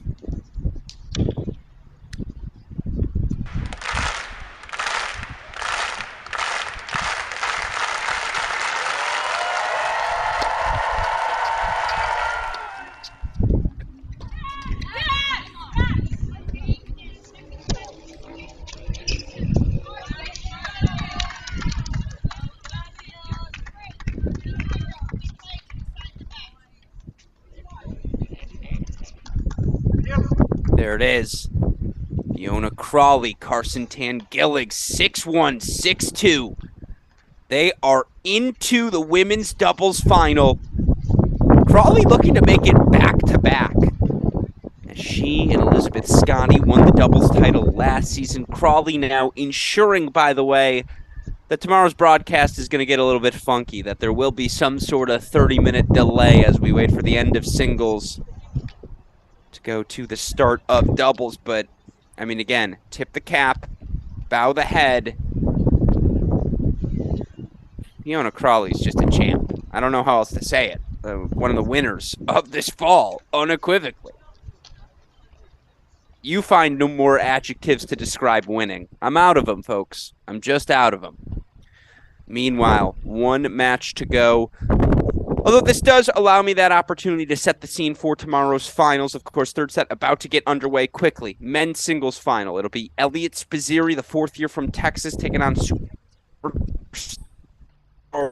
freshman Nishesh Basabareddy of Stanford. Of course, Fiona Crawley going to be taking on Daria Freeman. Freeman, a 4+ hour victory, 3 hour, 49-minute victory today over Connie Ma to get to her second consecutive final. Men's doubles final will be Luchanik and Tracy.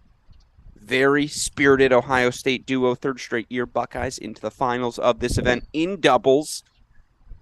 They'll take on TCU's Sandra Jong, Louis Maxted. And now the race is on to see who's going to play Crawley and Tan Gilligan. Right there, first point waves. It's 1-0 Pepperdine. Top seeds, Brodus Chen. Far side of your screen. Kari Miller serving here on the near side for the Wolverines.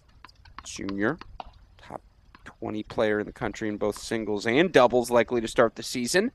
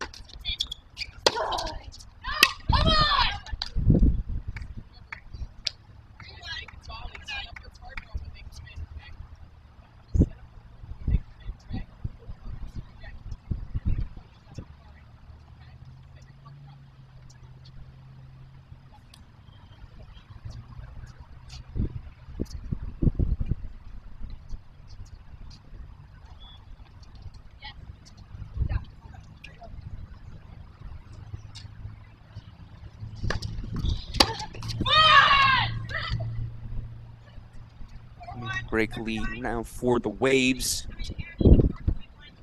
Again, this Waves duo, Brodus Chen, they've been here before. NCAA doubles semifinalists last year. Been here before, meaning they faced this sort of adversity many a times together.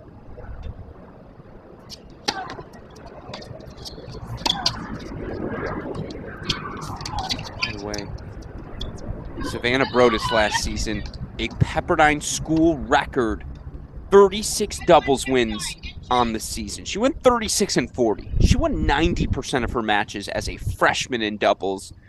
Those 36 wins tied for the most in a single season in school history. 90% win percentage. Second all time in Wave single season percentage list. She went 20 and 5 in the dual season in the 3 through 6 single spots. Won her last 11 matches. Oh, by the way, also WCC Commissioner's Honor Roll member. Pepperdine scholar athlete. All-American were these two. Chen and Brodus.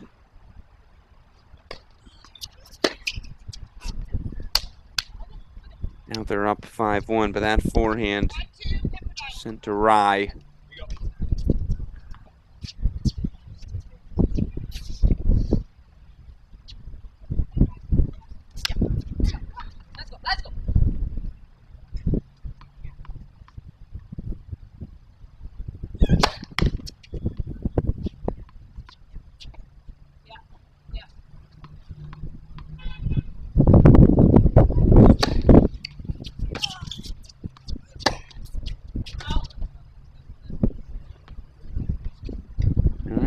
that's a little bit of an opening.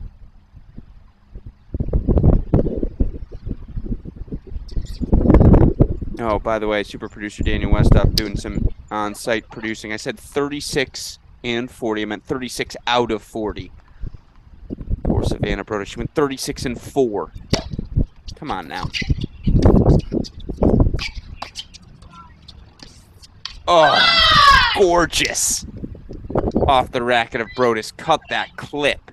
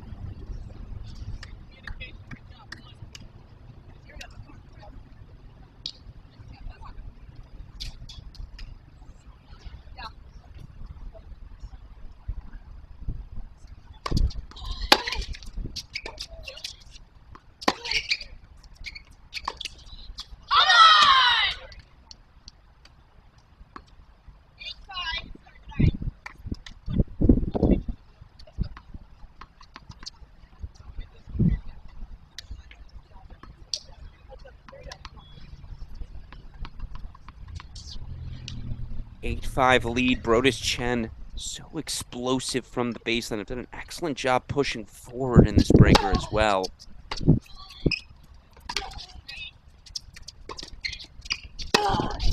But Jaden Brown with a dime.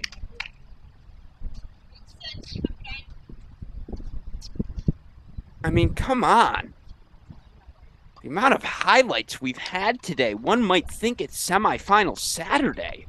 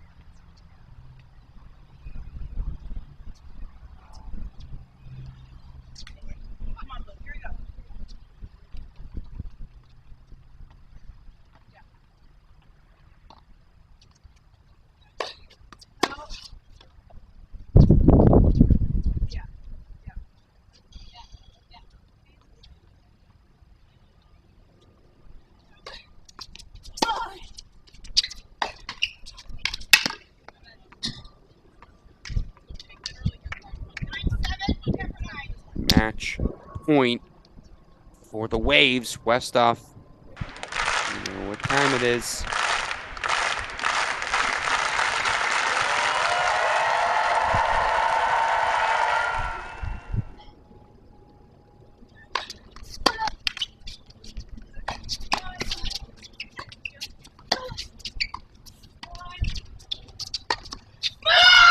It's a tough ball.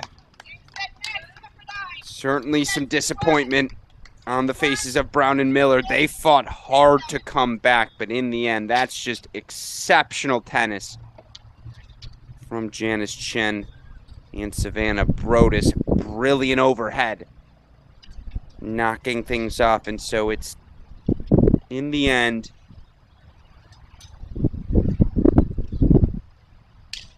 Pepperdine Waves advancing to set up a battle between the top seeds. At least I should say. Talk about another thing we get to enjoy. Brodus and Chen. Top seed's going to take on your number 2 seeds, Crawley and Tangillig. I guess shout out to the Universal Tennis ratings.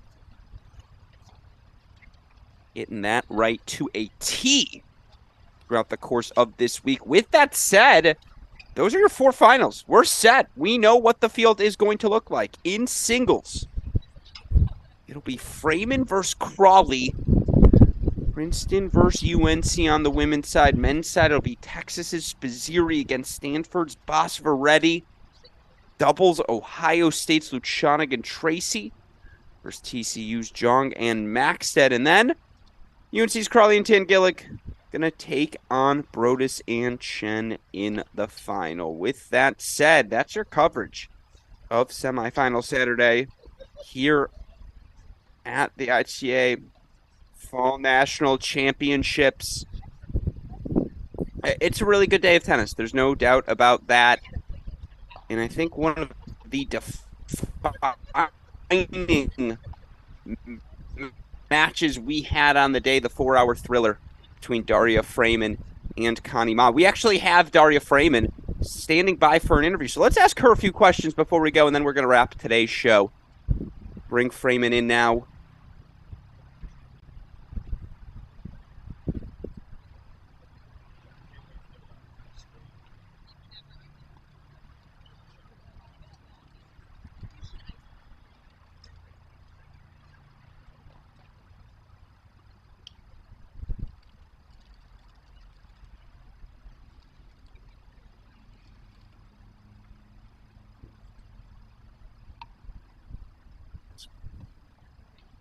Again, waiting for Daria Freeman to join us. As she will momentarily. Still waiting. Do we have a final time? Do we have finals times yet?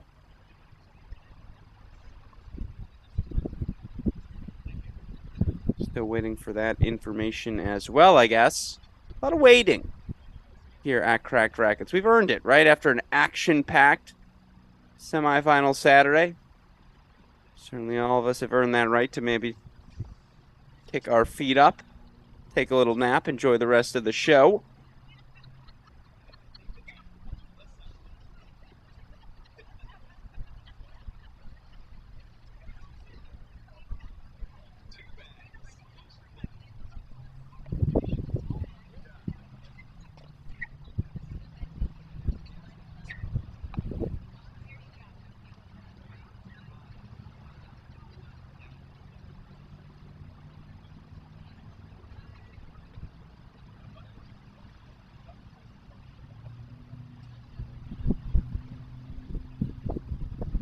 Awesome. All right, Westhoff, we're ready.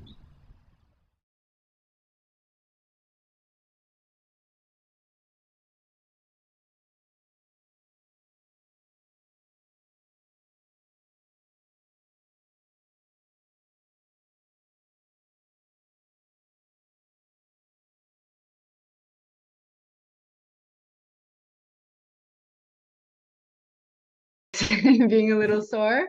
But other than that, I'm really happy with how the match went, and I think it was definitely one of the best, like, in quality matches that I've played, honestly, in my entire life. Obviously the time it's pretty scary. I was playing and I was seeing, people finishing and going on again and finishing again, and I was like, I can't believe you're still here. But definitely great battle from both of us. I mean, Connie is such an amazing player, so honestly, it was just fun out there. I enjoyed it.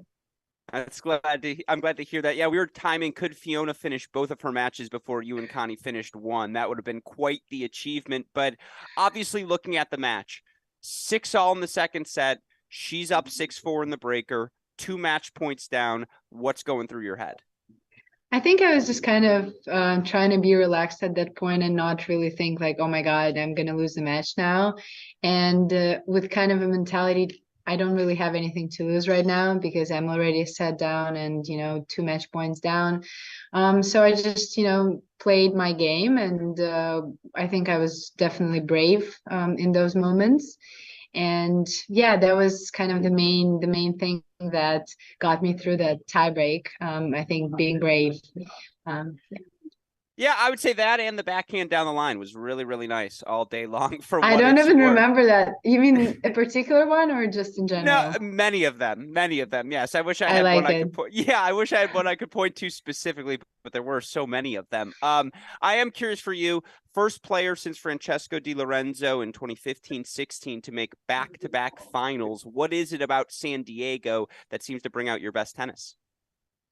It's a really good question. I was thinking about that too. Maybe it's just a point in the season, in the fall season, where I have enough matches. I'm kind of back in the grind. I practice a lot. I work really hard. With coaches and with my teammates, and I think that's the point where I reach my probably best tennis in the fall season. So I think that's one thing, and the other thing is it's such a nice place. It's perfect weather, like perfect for tennis. The school right now is not as intense, as it was a few weeks ago for the midterms. So I think those are the main factors. And my mom is with me here, so it's really good to have, a family member with me. So yeah, I think those are the main points. No, that's awesome to hear, and obviously, it doesn't hurt to be in that San Diego sunshine, right? It could be could Definitely. could be a little bit worse, but for you tomorrow, you've got Fiona Crawley. She wins the ITA All-American Championship, is in the doubles final, obviously playing some very good tennis. What do the next, I mean, at this point, maybe 24 hours, a little less than 24 hours, like 20 hours look like for you as you recover? And, what will you do tomorrow to try and break down Fiona's game? I mean, honestly, I will just go out there and fight, play my game because, Fiona is obviously an amazing player, and, the whole UNC team, I just have a lot of respect for all of them. And I'm really excited, to battle and to play and just see how it goes. This is tennis. It's a game. You never know. So. Yeah, it's going to be. Do you feel better prepared for the final this year than last year? Like, was there a little, maybe some nerves at the beginning of last year that maybe this time you're a bit more prepared for? It's hard to say. I definitely think, there will be nerves because it's a final, but also I kind of want to get out there with the mentality that, I'm already in the finals, so I can just kind of relax a little bit and play more freely. Obviously, I don't know if I'll manage to do so, but that's kind of my goal.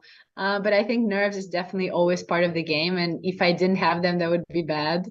Yeah. So it's tennis, and it's definitely a game of like stress, and it's very mental. So yeah, we'll see how No, it goes.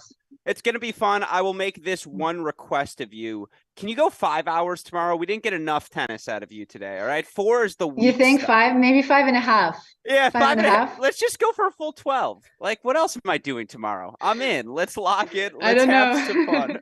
No, I again really appreciate it, and what a battle out there today. A testament to your mental, physical capability that you're able to pull through. So, Daria, congratulations on the win, and Thank you so obviously good much. luck to you in the final tomorrow.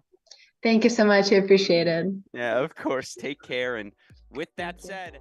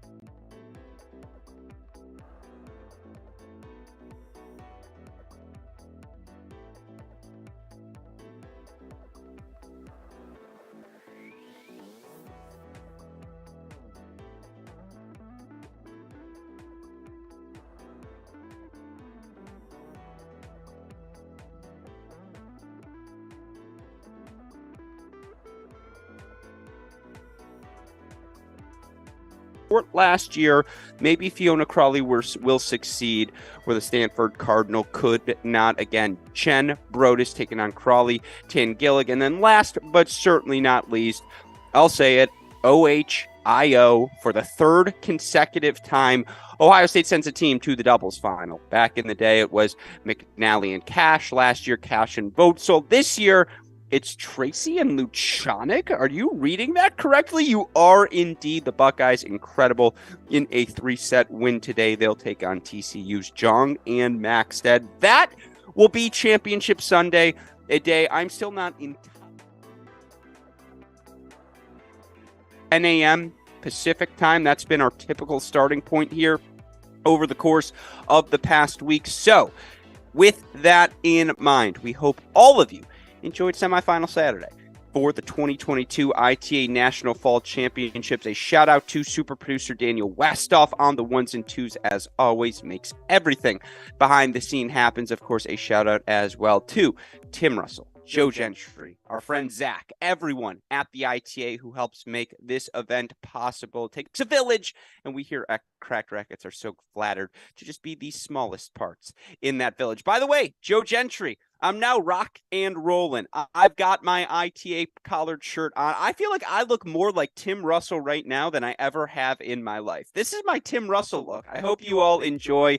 And with that said, for the fantastic Tim Russell and the ITA team, our super producer Daniel Westoff, and everyone at the Barnes Tennis Center, I'm your host, Alex Gruskin. You've been watching our Cracked Racquets coverage of the 2022 ITA Fall National Championships. We'll see you tomorrow for Championship Sunday.